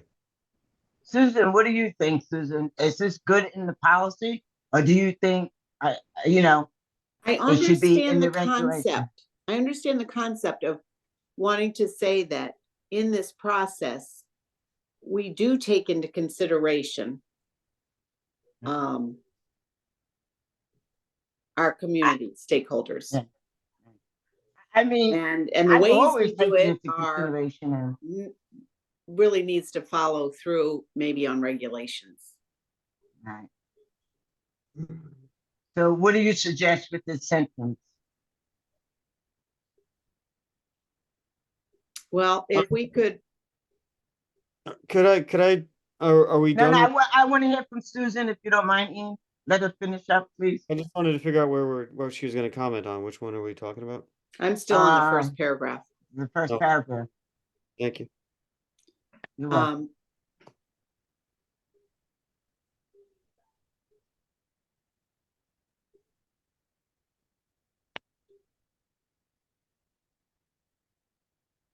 Susan, you're tongue tied. I know, I'm rereading it. I'm from start to finish and I'm getting tired. Let's see. Yeah.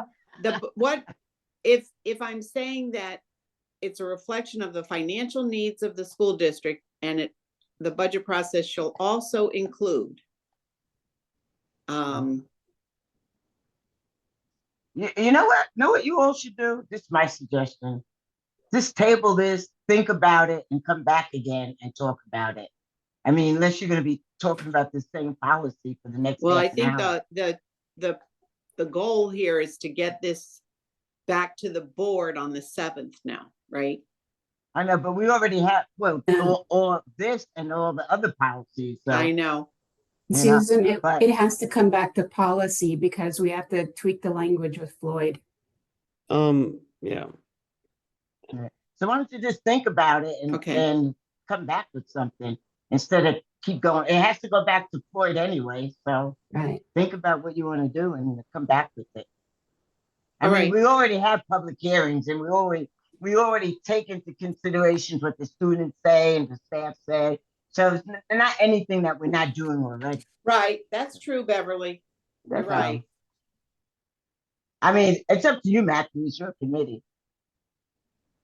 I'm trying to give you guys as much latitude as you want. I'm not.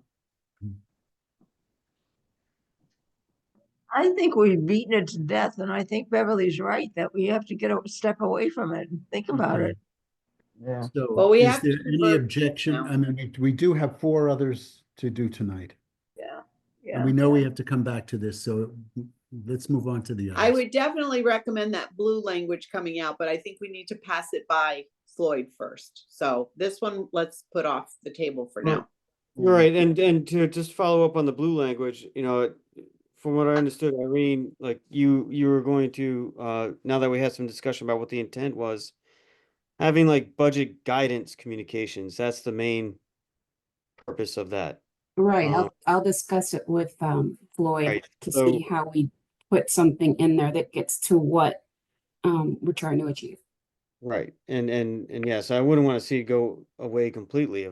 I'd like to see something in there that's like some modified version that is Yeah, Mhm. the right. Well, I agree Yep, with your got it. intent. I agree with Agreed. your That's on intent. my to-do. I think Thank you. that's what we're trying to think about too in the first paragraph. To get the intent out there in the right way. And let's not be driven by a date. Let's be driven by the policy. Thank you. Okay. Shall we move on to 3310? Do you have to move to table? Does anybody need a 5-minute break? Yeah, I think we do need to move well, yeah, I guess we have to move to table. Go That- ahead. All right, Yeah. so I'll withdraw my motion to approve as a second read. And I believe I seconded that. I'll accept your motion and we will table. Oh, no, that was just a motion to withdraw. All right, no, everyone just walked away. Well, I guess Have we're a on, nice cup of coffee. See you in a few minutes. all right, well, still on the table, just so we know. Okay.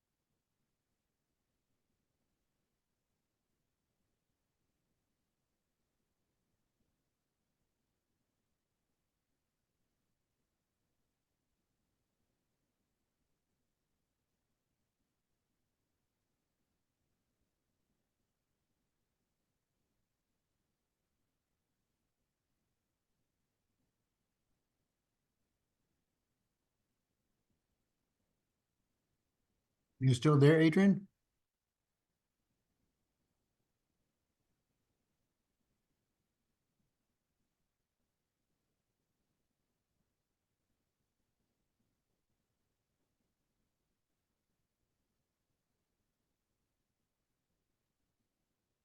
Ready when you are. Great, thank you. All set. Thank you.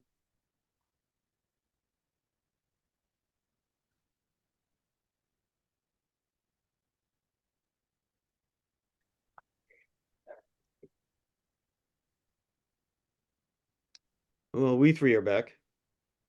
Hope we're not the witches of Lendor.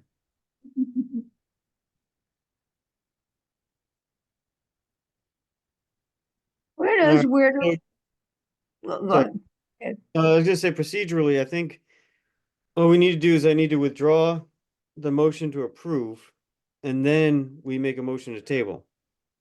But, are we back on? Are we doing this? Are we gonna talk about this Well, or? we can certainly do that. Yes, Are I- we being recorded? I guess the recording is still on. Recording is still on. Thank Great. you. So, why don't you make your motion to withdraw? Well, I was just taking some time to think about it, and if I do that, and then if we have to run this language back through Floyd again, and it has to go back through policy again, we're looking at a policy committee meeting in January that might get preempted by budget sessions or may not. So it starts to like, so the next time this could see a vote would be the regular meeting at the end of January. If we approve this as a second read in the next policy. It certainly isn't my desire that we wait that long. But I'm Right. asking myself, I ask myself the question is, I think we've been clear enough as what we want, and Susan has heard all of that. I'll use my word. Susan's indicated that once it's passed, it becomes immediately the practice. The question is, are you comfortable enough?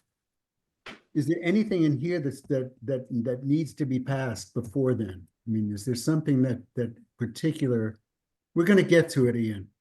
We're going to get to it. It's just like, to It's me, not the time frame that we would like, but we're basically, we're tending towards a situation where this 3120 is gonna end up in, not passing until after the budget session is over. Like I'm I looking at, don't like, think so. It'll be after well, it may be at the end of January, but is there what would not happen by not passing it until then? So Matthew, I think the concern is that that blue paragraph that I need to tweak with Floyd, that we need to make sure we have something in there so that we don't wind up with the nurses situation again. Mm-hmm. and if I just So shared can my, we pass it without that paragraph for now and then come back to it and amend it after Well- the budget session without that paragraph? If I Here's- promise you to bring it back for a review, once we know what Floyd says, we can amend it. well, It in my looks opinion, like you not have that, what Floyd says right here, though, too, that it should right, I be. just. But so just again, project- Susan, great. that's not the most recent responses from Oh, Floyd, okay. So there's something else that I have not seen. right? Okay, well, that would be good to know. Well, you're CC'd on this one. On the one that's projected.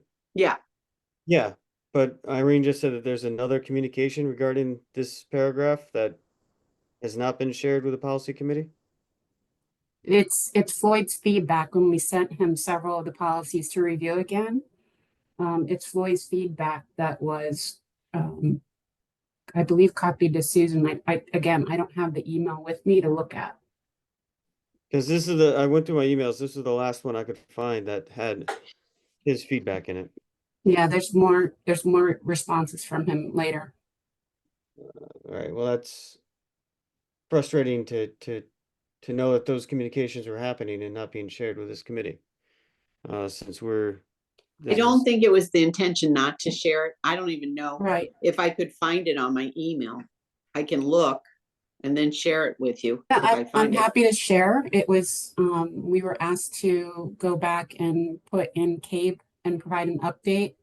So those were the ones that were shared with Floyd, and then he provided feedback on those. Okay. Is that something that could be forwarded over, just so I can kind of get up to speed on where everybody is? Yes, I can send it to Matthew. I'll try to do it in the next 2 days. Trying to have a budget for you by the 6th. No, I Yeah, appreciate that. that's our top priority right now. So yeah, basically what's the priority? The copy of the email or the budget? So. But I will share. I have no problem sharing that information.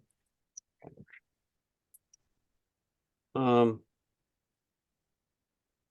don't know, in my opinion, like the reason why I'm focused on the third paragraph is because I believe that's a substantial change, and it's one that I think was clearly supported by consensus from the board.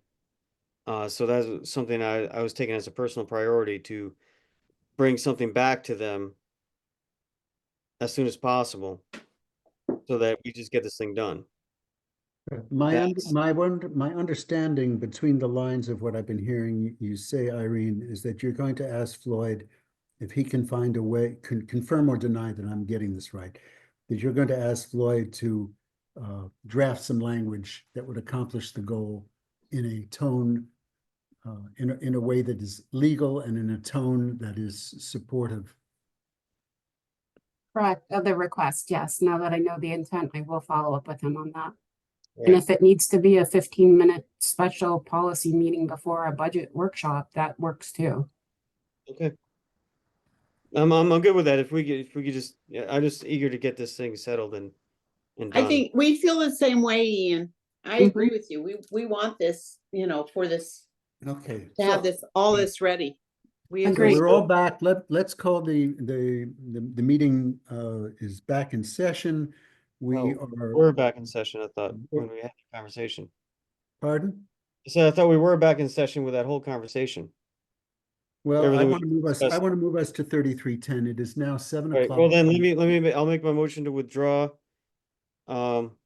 this for the purpose of tabling it until a time proper. Make that a friendly motion by accepting it since I seconded that. So it's been withdrawn. Can I have a motion to table this? Motion, so moved. All those in favor, please say aye. Aye. Aye. The motion to table is 3-0. This 3120 is tabled. We're now on to 3310. Irene, would you be able to put them up on the screen? Yes, I apologize. I had 3160 next, but I can get 30. 3160? Oh, that's F on our agenda. Okay, so let me get 3310 up. One moment.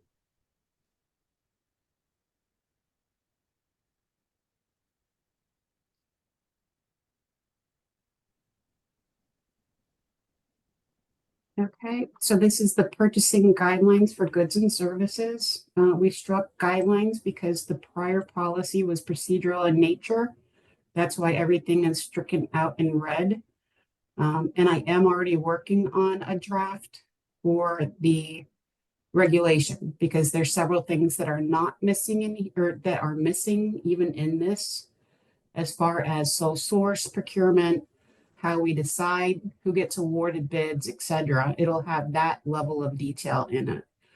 So what we did is we incorporated the CABE updated information in the green sections here.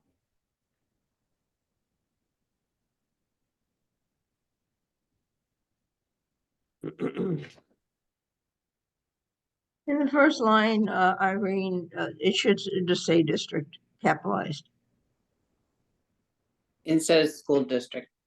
Yeah, just district capitalized. Correct.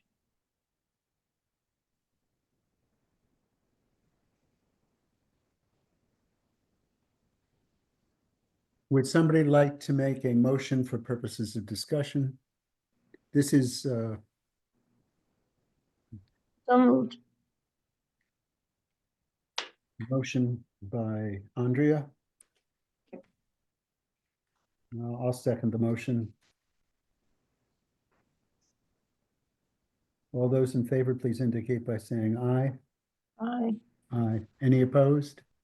Any abstain? Okay, so I'm gonna abstain on this one for a minute. okay, Well, I'll just abstain, actually, sorry.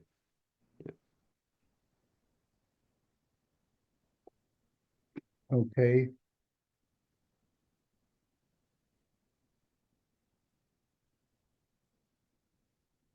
Okay, well, we're open for discussion. Who would like to begin?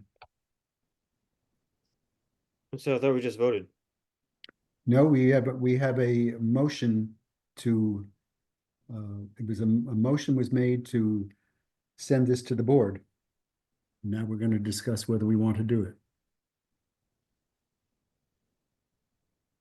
You are correct, Ian. I missed the misstep. The misstep was mine in asking for a vote on a motion. That was, the error is completely mine. Okay, Sorry. so If that's. you shoot that me, vote- all I ask is that you shoot straight and don't make me suffer. All right, so that vote was invalidated. We're not doing that. That vote was invalidated. That was a motion to bring this up for discussion. Got it. Okay. I'll jump in. Tired. Yeah. Go ahead. Yeah, so I mean, I don't have any significant quibbles with this as written, but it is different than what was put forth out of the committee. And also different from what some of the CABE language is not in this draft that did come from CABE.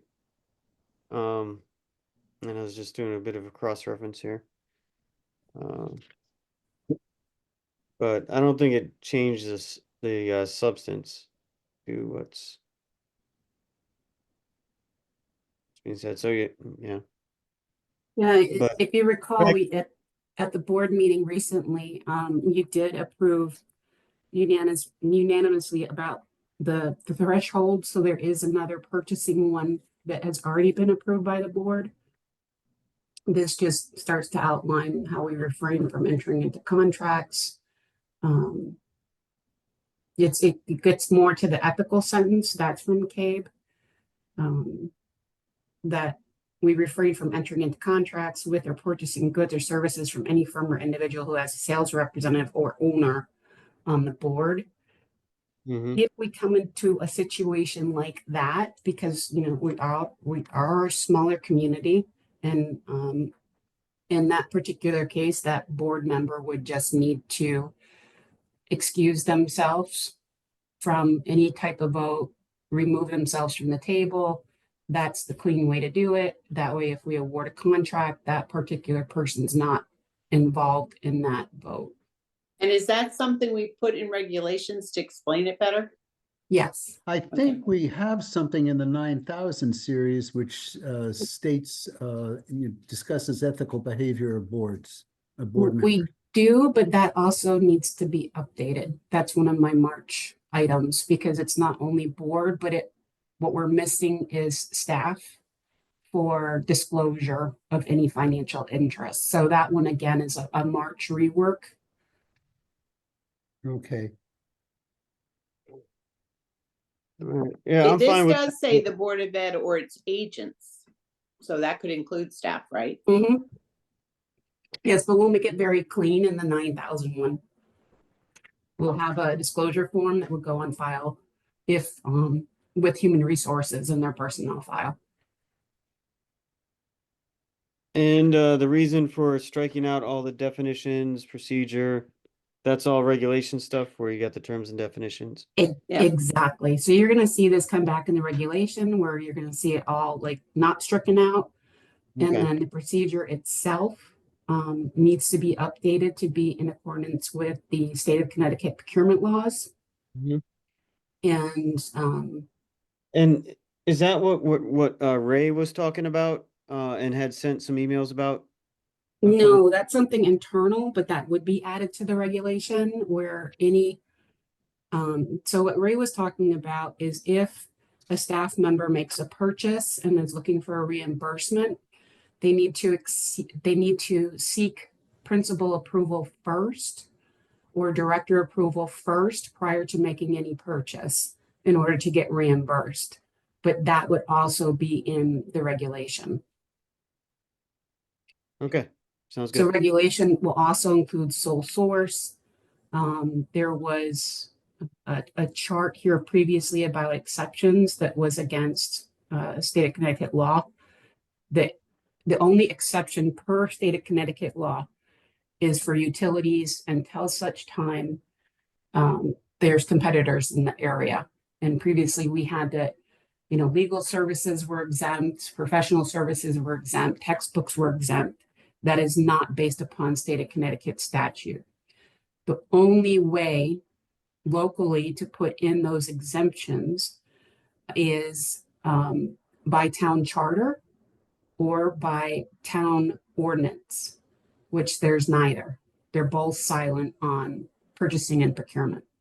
Okay, So we defer back to state of Connecticut law. all right. I just Um, have to say, I'm so glad to have Irene on board because she really knows the law and she knows, she really is paying close attention to all these things. So I appreciate that. Thank you, Irene.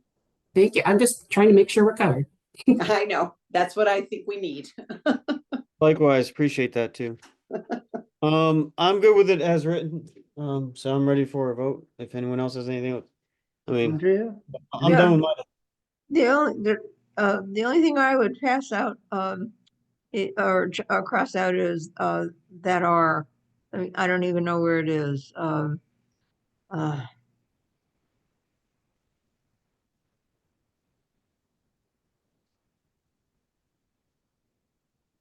But the words, it should, I can't even find it now, I'm sorry. But if you have Erica send this to me, I'll just highlight it. Okay. Yeah, it's just not necessary to be in there. Okay. I'll make a note for Erica to send. Yeah, it just says, it'll say the same thing without it, it'll just be clear. I don't even know if clear is, it'll just be Sure. correct. It could be where you even get an email from me tonight and I'll copy Erica and Susan. Sure, That's great. Thank you. thank you. Bev, any comments? Yeah, it's in the last line in the second paragraph. It's where there are no other sources. Just send it to me because I'm pooped. Will do. Thank you. No, I'm good with it, Matthew. Okay.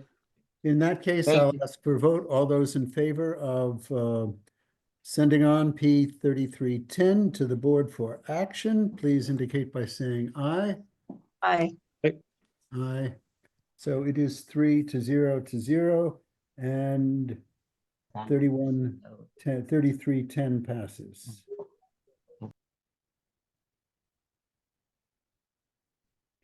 We're now going on to 3320.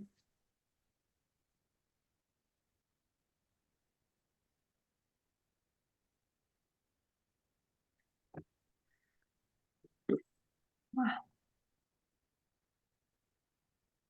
3320 again pertains to purchasing. It was just updating language. I'm gonna strike this. District.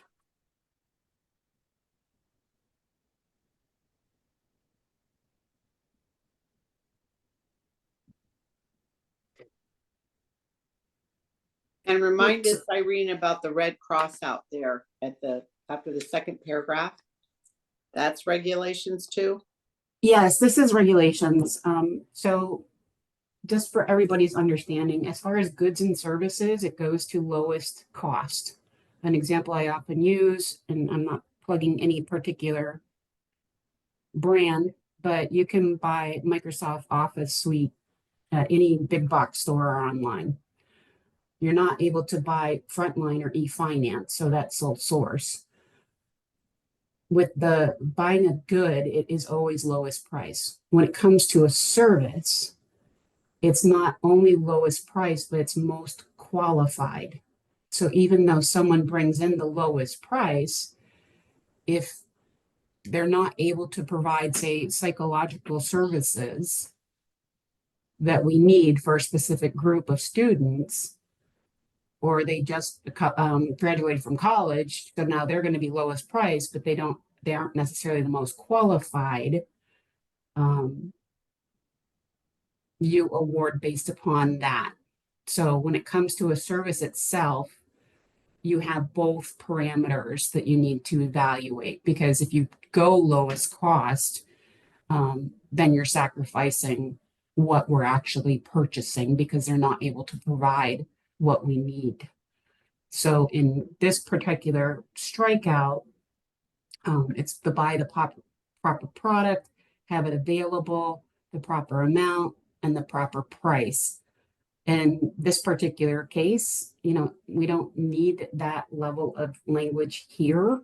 It's all going to be spelled out in the regulation about all the different methods and means by specific area, meaning like we just talked about goods versus services and how bids are awarded, and all that information will be put in to the regulation, and that will follow state of Connecticut law.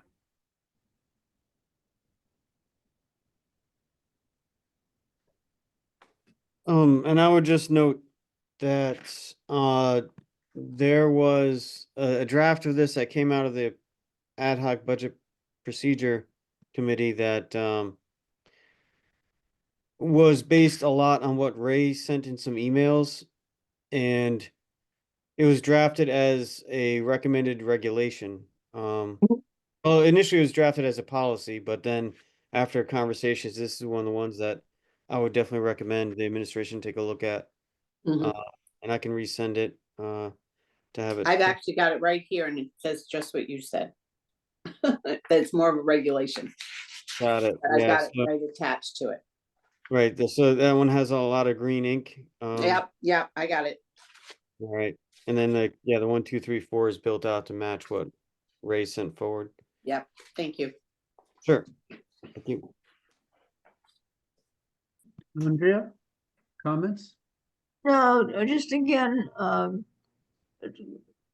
think a superintendent of schools is crossed out. However, also, it should be, school should be crossed out before finance business manager.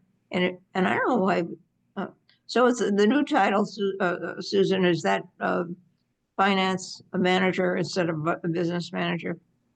Is that changed? Well, I don't know if it's officially changed. We get called finance director or business manager. It's almost like a slash because some It's people, always- depending on what it's going to be called, It's always been the business manager, and it's never been the school business manager. No, I know. So I would just say, make it just through the business manager. Yeah, That's the the title actually is Director of Finance. So Then we've use the changed- title. Yeah, If it's not business manager, if it's director of finance, then that's what to use. it's seen as both. So that's why even I think on my emails it says slash. Because I believe there needs to be, but I'd have to follow up with Jay on what needs to occur to make that change, even though it's Whatever already the- publicly out there. Yeah, whatever the title is, that's, Right, and we've updated other policies that had this director of finance slash business manager that were just recently voted to. okay. Well, when you send me this, Irene, send me all the regulations too. I'll look at those. There's a which clause or which thing that needs to be crossed out, I'll cross it out and send it back to you. So with the regulations, those would come back in spring. So you don't even need to look at them yet. They're Fine. still being changed as we speak. Yep, that's fine. I'm just trying to make sure we incorporate all references to Connecticut statute and follow Connecticut procurement law and federal law and local. I get that. Let's just be grammatical. Because Mhm. sometimes I see from Cabe and from other places and I just pull out my hair. Yes, I'll be sure to save, I'll be sure to send you the drafts. Okay, thank you. Mhm. Is there any further conversation that we want to take on this? I'm just a little, I guess I'm a little confused as to like, the drafts being sent that are being discussed and have been discussed on a number of other policies. I mean, we're voting to move these things forward. Are there going to be further changes made that are beyond minor No. technical adjustments? No, No, they're grammatical, or like if we need a comma or semicolon, or that's pretty much it. I thought the Yeah. draft that Irene was referring to was the regulation. draft. Regulations, yeah, Right. that's what I thought.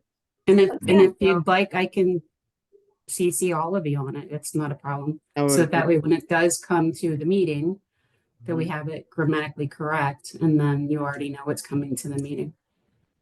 Yeah, I would appreciate that. Yeah, I think. Yeah. Yeah. I'll send And it to you. We can even Irene. highlight the changes. I'll make sure that it's reviewed by Floyd before the draft even comes over, so that we're not trying to discuss something that he hasn't vetted yet. Yeah. Yeah, nobody's gonna change. Appreciate that. Mhm. Thank you. And just remember, the regulations are the purview of the superintendent, not the policy committee. Am I right, Susan? You're right. We have, Right. we have been, when we've had a policy and a regulation together, I tend to bring them both so that at least the policy committee can see it. But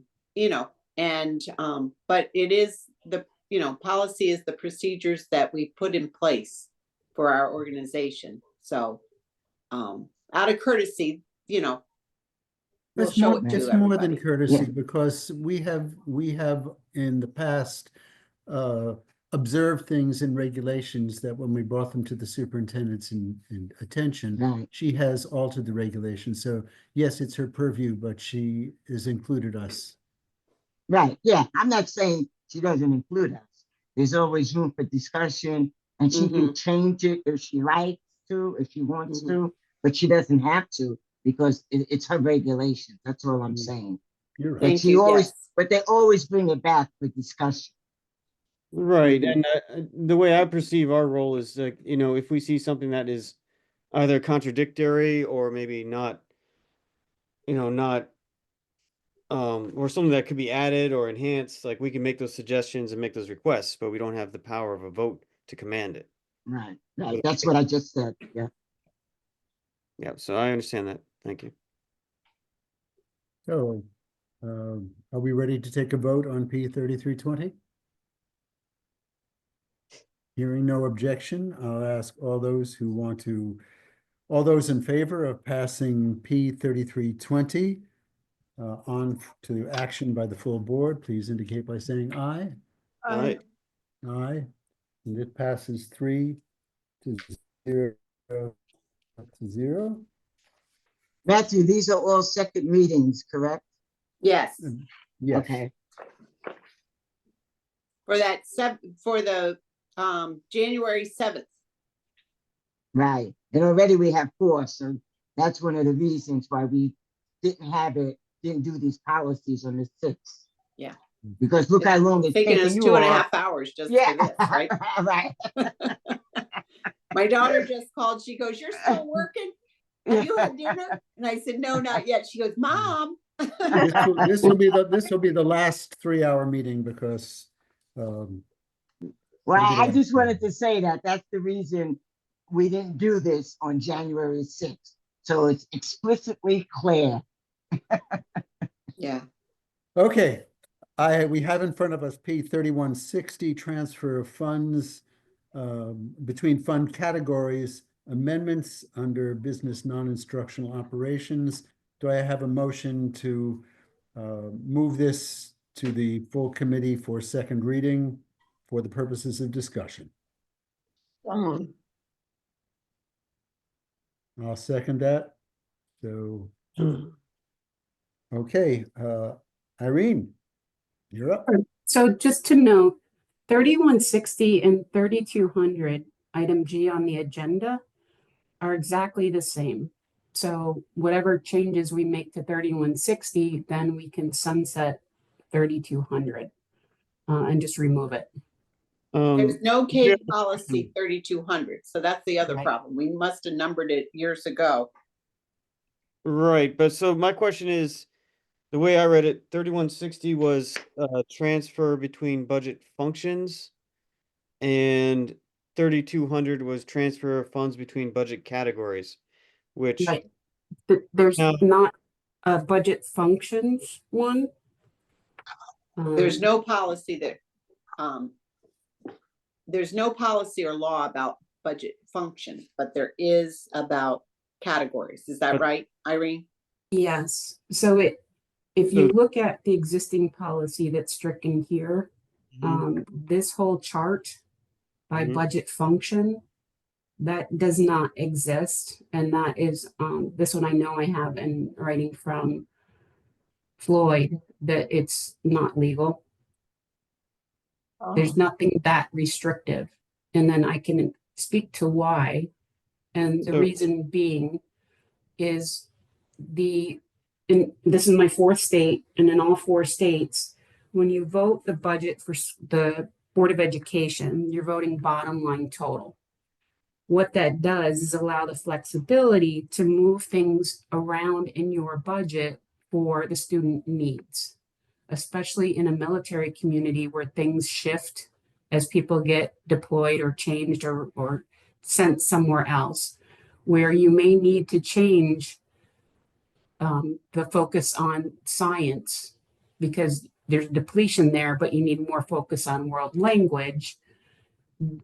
That allows the flexibility to transfer the budgetary dollars between those areas. It also allows you to create better budgets going forward in the out years because you're putting the budget where your expenditures are occurring.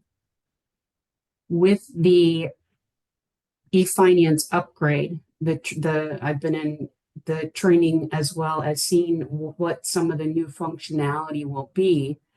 We can actually create a budget transfer report for you. So that's something in the monthly budget and expense report, how you currently say year-to-date expenditures, you see encumbrances, you see the FY25 budget. What you will then see is a new column. It'll be the FY25 budget, and you'll see the FY25 revised budget. So you'll be able to see those transfers with an explanation why they were done. So budget transfers as of today, schools can do, but you're limiting them to not be able to move monies to support, special education from regular instruction. If we're seeing an increase in special education and we're seeing a reduction in regular instruction, it basically ties the hands of the principal and the superintendent to make the transfer to where it's needed. The reporting will occur, and additional information regarding why that transfer occurred will also be provided. This language also includes for the non-lapsing account. That is a board transfer, and that must be voted by the board. So anything in the balance sheet that's sitting in non-lapsing or undesignated, no matter if it's a penny, that does require Board of Education approval. This particular policy allows the flexibility to move the operating budget dollars, not grant dollars, not anything else. It's the operating budget dollars. I also see that the board is to provide a written explanation of transfers made under emergency circumstances to town council and the RTM. And we certainly know what emergencies are defined as because we had many urgent, sudden, serious events and unfortunate circumstance, unforeseen things that were happening last year, if you can recall. And we had to pay for it right away. So in this particular paragraph, and thank you, Susan, for bringing that up, this particular paragraph is identifying costs that we're paying, say, and knock on wood, this does not happen. It already happened in the past. So, when we had the flood at the new schools because of the new water fountains to refill reusable flasks and drink holders. That's not something we have budgeted anywhere. And we may need an undesignated fund transfer from the town to the schools to help cover that cost that was not covered by insurance. This paragraph provides that written notification of not only what happened, but the funds that we're requesting. That level of transfer will require town council approval as well as RTM approval. But it also provides that notification.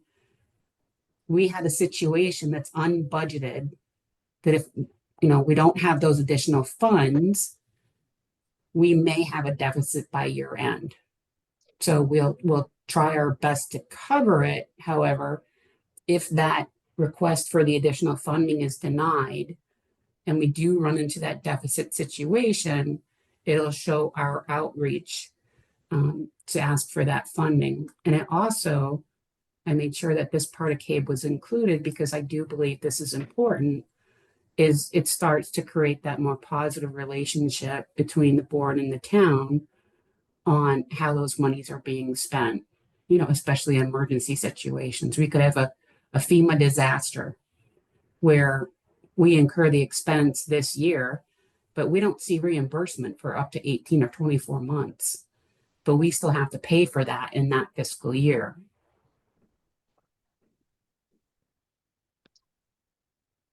Matthew, if I may. Please. All right, so thank you for that explanation and clarifications. So if I understand correctly, the 3160 and the 3200 that were in the policy manual already. Yes. One was 3160 was identifying budget functions and 3200 was identifying budget categories and having to transfer funds between the two. You're saying 3160 that was written for budget functions was not legal, or the law? That's my understanding from Floyd. Is Is that- specifically the chart that we included in some of our statutory references Right. were not correct. Not correct or just not current? Not correct. This particular chart, this whole thing here, I know Right. he said it's not legal. It's not part of any statute. So, I mean, that was all pre-existing, like as far as like the ad hoc budget procedure committee, we came across this, and that was just part of what was already there. Right, correct. Right.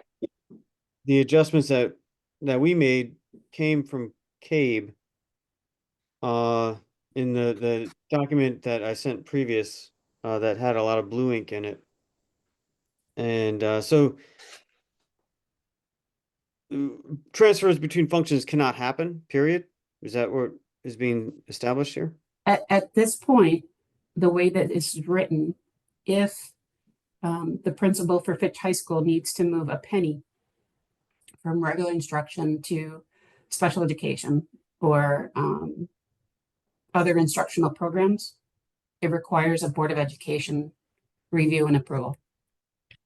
Right, and then the CAVE documents that had this, they basically said that there's like a three-tiered approach, that, you know, any board or any administration could choose to engage in, and one was, you know, completely hands-off and all that was required was reporting. And the other had like sort of a middle ground approach, and the other was this highly restrictive approach. Mhm. And so the draft that was passed out of committee was, you know, sort of like a middle ground area. But that's not reflected in this document. And also, I just want to get clarity, like, so transfers between budget functions. Functions are the bigger categories, like the Right, I just want to get my terms and definitions correct, because sure, right, there's a hard firewall between functions, but between Right. object codes and categories, that's a softer, more permeable membrane. Categories are, as I've been providing in the narrative, the categories are salaries. You know, when you're transferring salary to salary, because we've been having a hard time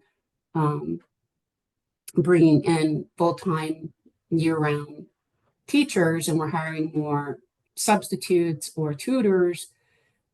Right now, you're not able to move those budget dollars where they're needed. That's why you're seeing a lot of negatives in your monthly reports. And overspending is a high probability of occurring because we're not able to transfer those budgetary dollars where they're needed. Okay. But after this policy goes through, Irene, what will be the difference? The difference is that if, like I said, you know, using the example of Fitch High School, you know, if Matt Brown knows that he has excess money in science, in salaries for classroom teachers because we can't fill, but he's seeing a deficit in tutors and substitutes, it allows the option to transfer those funds in that year to where he's seeing those deficits occur. And it helps us in future years for budgeting purposes. It doesn't eliminate positions. You know, there are union contracts that protect those positions, but we're attributing the funds to where they're needed and where they're being expended. Does this answer your question? Yeah, and one is a technical question, but so if I'm understanding you correctly, this basically just means that, you know, for every, this will allow the administrators to do what they have to do on the ground to make the adjustments they need, but this also requires a reporting. Yes. Right, Um, and that's what I'm committing to, is providing you with that level of reporting. It would be an additional column in mhm, your existing monthly reporting with how I've been putting tons of notes in. We can put Right. in notes. I can, once, knock on wood, the new e-finance system is up and running after January 31st. Mhm. What I've seen in training is I'll be able just to print you a report from the system that shows where it transferred from and to. And then I also put in the why in there. So you'd have that as part of your monthly financial packet and your monthly financial report. All right, sounds good. So, you know, I guess like what I was hoping for is to have one. I would just want to get some clarity of terms and definitions. So I've come across terms like functions, which are the function codes are big accounts, correct? And then subset to those are like object codes and various other categories. You said categories. Yeah. You So referred to salaries, but so what are the object codes? Like when we start looking at object codes, those are inside the function. Could I Yeah, so- redirect us to this policy because it's getting late? And Well, so you and Irene have that. I'm trying to conversation. understand why the change in title and how Sure. that. It's an easy clarification. Object codes exist when you have built out it's about a 20-character string, and that's in Munis, are the object codes. And object codes are subsets of functions, correct? Function Correct. or like Correct. a hard and fast, you know, there should be So, some yeah, firmness to so those you boundaries. have the function code is science. Example, my function is science. Underneath science, my object code is a salary code, an account. Right. So it's a subset of the function. So it goes general fund, function, location, account. Okay. Can you say that And again? those are your salaries through your dues and fees, the hundreds through the 800s. All right, so general fund, Board of Ed budget, and then the functions. And what did you say after functions? Location Location? Mhm. And then after that, is the account. the account. Which, so when people refer to object codes, what are those attached to? Object codes are a town accounting function, and the uniform chart of accounts in Connecticut, those object codes are town function codes. That's something that we'll get to, but we don't have currently. So in object codes for a town, the 51-100 series is all salaries, Okay. but that's not something that we have in the BOE chart of accounts. If That's not and something when we go to Munis, you'd be able to run a report just by the 51 series. For us, if we want to see all salaries, it's just the 100 series, and I can run a report that way. And then benefits are 200. Yeah, that's something different. It's so in object codes in the town, any benefits are the 512 asterisk series. But for school accounting, object codes are 100s to the 800s, right? Right. So that's the difference is in the Mhm. town, you'll see the 51s, the 52s, the 53s, the 54s. Right. So the draft that came out of the committee was a little more articulated, I guess, and there was a lot of parallel between the 3160 and the 3200. But there was a threshold set that basically allowed, and this was based on like CABE recommendations where they said, well, if you want a middle road option, set a threshold, and underneath that, administration has broad latitude, but above that, they do have to go through the board. Matthew, isn't this a subject for the budget? I have asked once Yeah. to have this be a conversation, a learning conversation for you, which is perfectly valid, and not to spend more time on this now. We're Well, functioning okay. on the, I heard But you. so I'm going to right. make This that is as, bringing it back to the policy at hand. Like, we're looking over the text now. Do you have any Right. more different points that you'd like to make regarding the text? several. There's a few paragraphs missing here, and like one of the things was like to figure out like, okay, if there's gonna be a big move of money, that's the thing that should go through the board. But if there's like micro moves, then maybe that obviously that is something that administration should have the latitude to do. But the question is like size and frequency. So we're putting it right here. We'll get you that language. Insert threshold language. All right, and like I said, in the draft that I sent out originally, when we start like putting forth these policy revisions, there's a lot of blue text that was all CABE language, and that got lost in translation. It, it makes it hard to have these conversations when those notes didn't make it through, as far as like what the committee wanted to see discussed. So It I- looks like the blue is very similar to the green when I go back and forth. Yeah, the green is from CABE. Yeah, the green I is know the the CABE clear- language. I hear what Ian is saying. Ian did send me a copy of a markup Mhm. that included the superintendent or the designee is authorized to transfer an amount up to 10,000.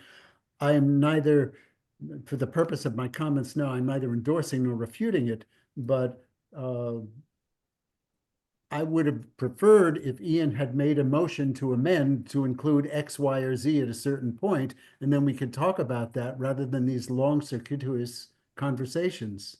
I'm exhausted, Ian. I need to go to sleep. I'm not the only one.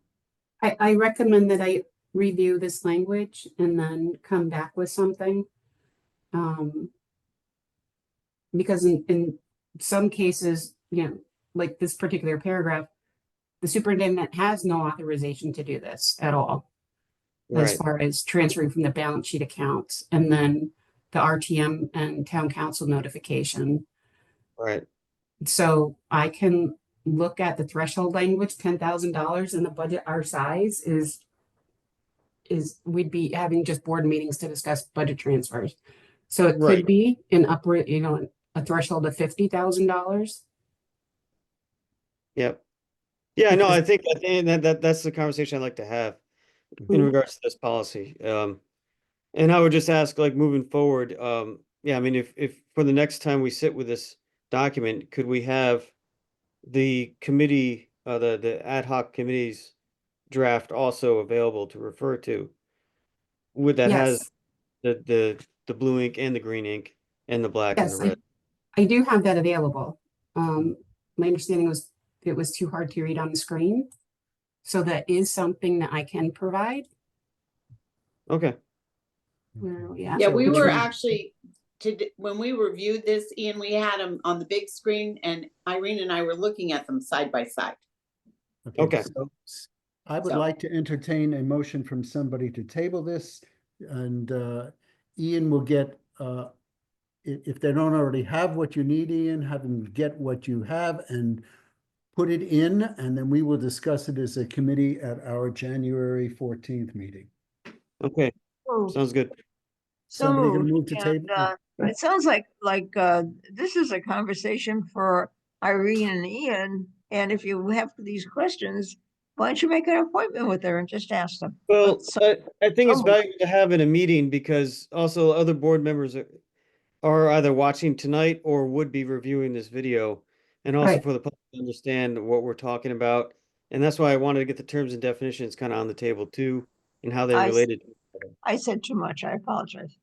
I agree with Ian. Mhm. All right. Okay, so do Thank I you. have a motion to table? Table. Andrea Motion. made the motion. I'll second it. Okay, so we are, a vote on the motion to table 3160 to our January 14 meeting. All those in favor? Aye. Aye. All those opposed? You were an aye or a nay, Andrea? Aye. Okay. Okay, so we have now in front of us as an agenda item, a discussion on the removal of P 3200. Transfer of funds as a duplicate of P 3160. Before I ask for any motion, is everybody, am I understanding you to say that this is a duplicate and that deleting this is not going to in any way affect our budget functions? Until we vote through 3160, we We have need to do them together. 200 Okay, live. so then can I have a Yes, motion? so we're to going to table that one too. Can I have a motion to table P 3200? So moved. Second. Any discussion? All those in favor of tabling P 3200 till January 14th, please say aye. Aye. Aye. 3 in favor, 4 in favor, 3 in favor, none opposed, none abstained. Referral list. Anybody have any new items for the referral list for our committee? Not at this time. Not at this time. Andrea? No. Okay, nothing new. Future meeting topics. Our list is pretty big already. Let's get through them. Yeah, At what we our have. October meeting, Susan had said we would have a administration draft on cell phone policy that would handshake with what's in the student policy manual. Could we have that ready for the January meeting? I think we've already reviewed that. I thought that was already done. No, I'll it's ask not been Erica. done. It's not been done. It's not. come to- Erica has something. Okay, so that's on the agenda. We're Well, gonna have these. Matthew, I think we have enough on the agenda And that's an important thing to discuss. And I don't think we're gonna have time to devote to it. We're gonna be tabling it. So I Well, would. we may put that table up. it, but we may table it, that's fine, but I'd like it on the agenda. You're never, hope springs eternal in the human breast. There will be no And more, Matthew, no more Matthew, 3 remember hour meetings. the January 14th meeting that you're going to have, Yeah, right? It's at 5. It's gonna be right before the budget meeting, so you're only gonna have an hour. Well, a little Thank less you. than an hour. that's So right. just keep that in mind when you're doing your agenda. Thank you very much for that. Appreciate that. Yep. Okay, well, fine. The residual budget work we have to do. I know, Susan, you have many other items. Why don't you give me 2 or 3? We'll put them at the bottom of the list so we can just identify. I'm what so needs to be tired, I done. can't even think of them. Can I go look at it later? Absolutely, not now. No, And no, you cannot look at it later. I okay, just want to help Irene with this budget and this. Yeah, and I'm not really much help, but I mean, I just want to get us to good okay. for, So I you know, just the want to give new you a heads year. up, it's coming up maybe in February. Like to have Clint report on what we're doing as on AI in the school system now, what he has learned, and give us some background on policy, which is not going to be developed for another 3, 4, 5 months, but he's ready to bring us up to date as a first pass at something. So not next month. And Anything Matthew, else before we- Matthew, on that, you asked me if Clint could come to a regular board meeting, like a Yes. committee of the whole meeting to talk about AI, and he has agreed to do that in February. Oh, because I thought, when I spoke with him, he suggested thought he should visit with the committee first, so we had some insight to it. And at that point, I thought he could come in January, but that's clearly not going to happen. I'm Mhm. flexible for either option, whatever the board chooses. Okay. So I'm getting confused because people are talking to 2 people at the same time. So, okay. So you can have him at policy and I don't have to worry about committee of the whole then. Okay, so February for Clint. Okay. Is there anything else for the good of the order before we take a motion to adjourn? Latin, honey. Andrea, do you have a motion to make? Motion to adjourn. Good night, Second. everybody. All Susan, those go to in bed. favor? Good night, Lucy. Good night.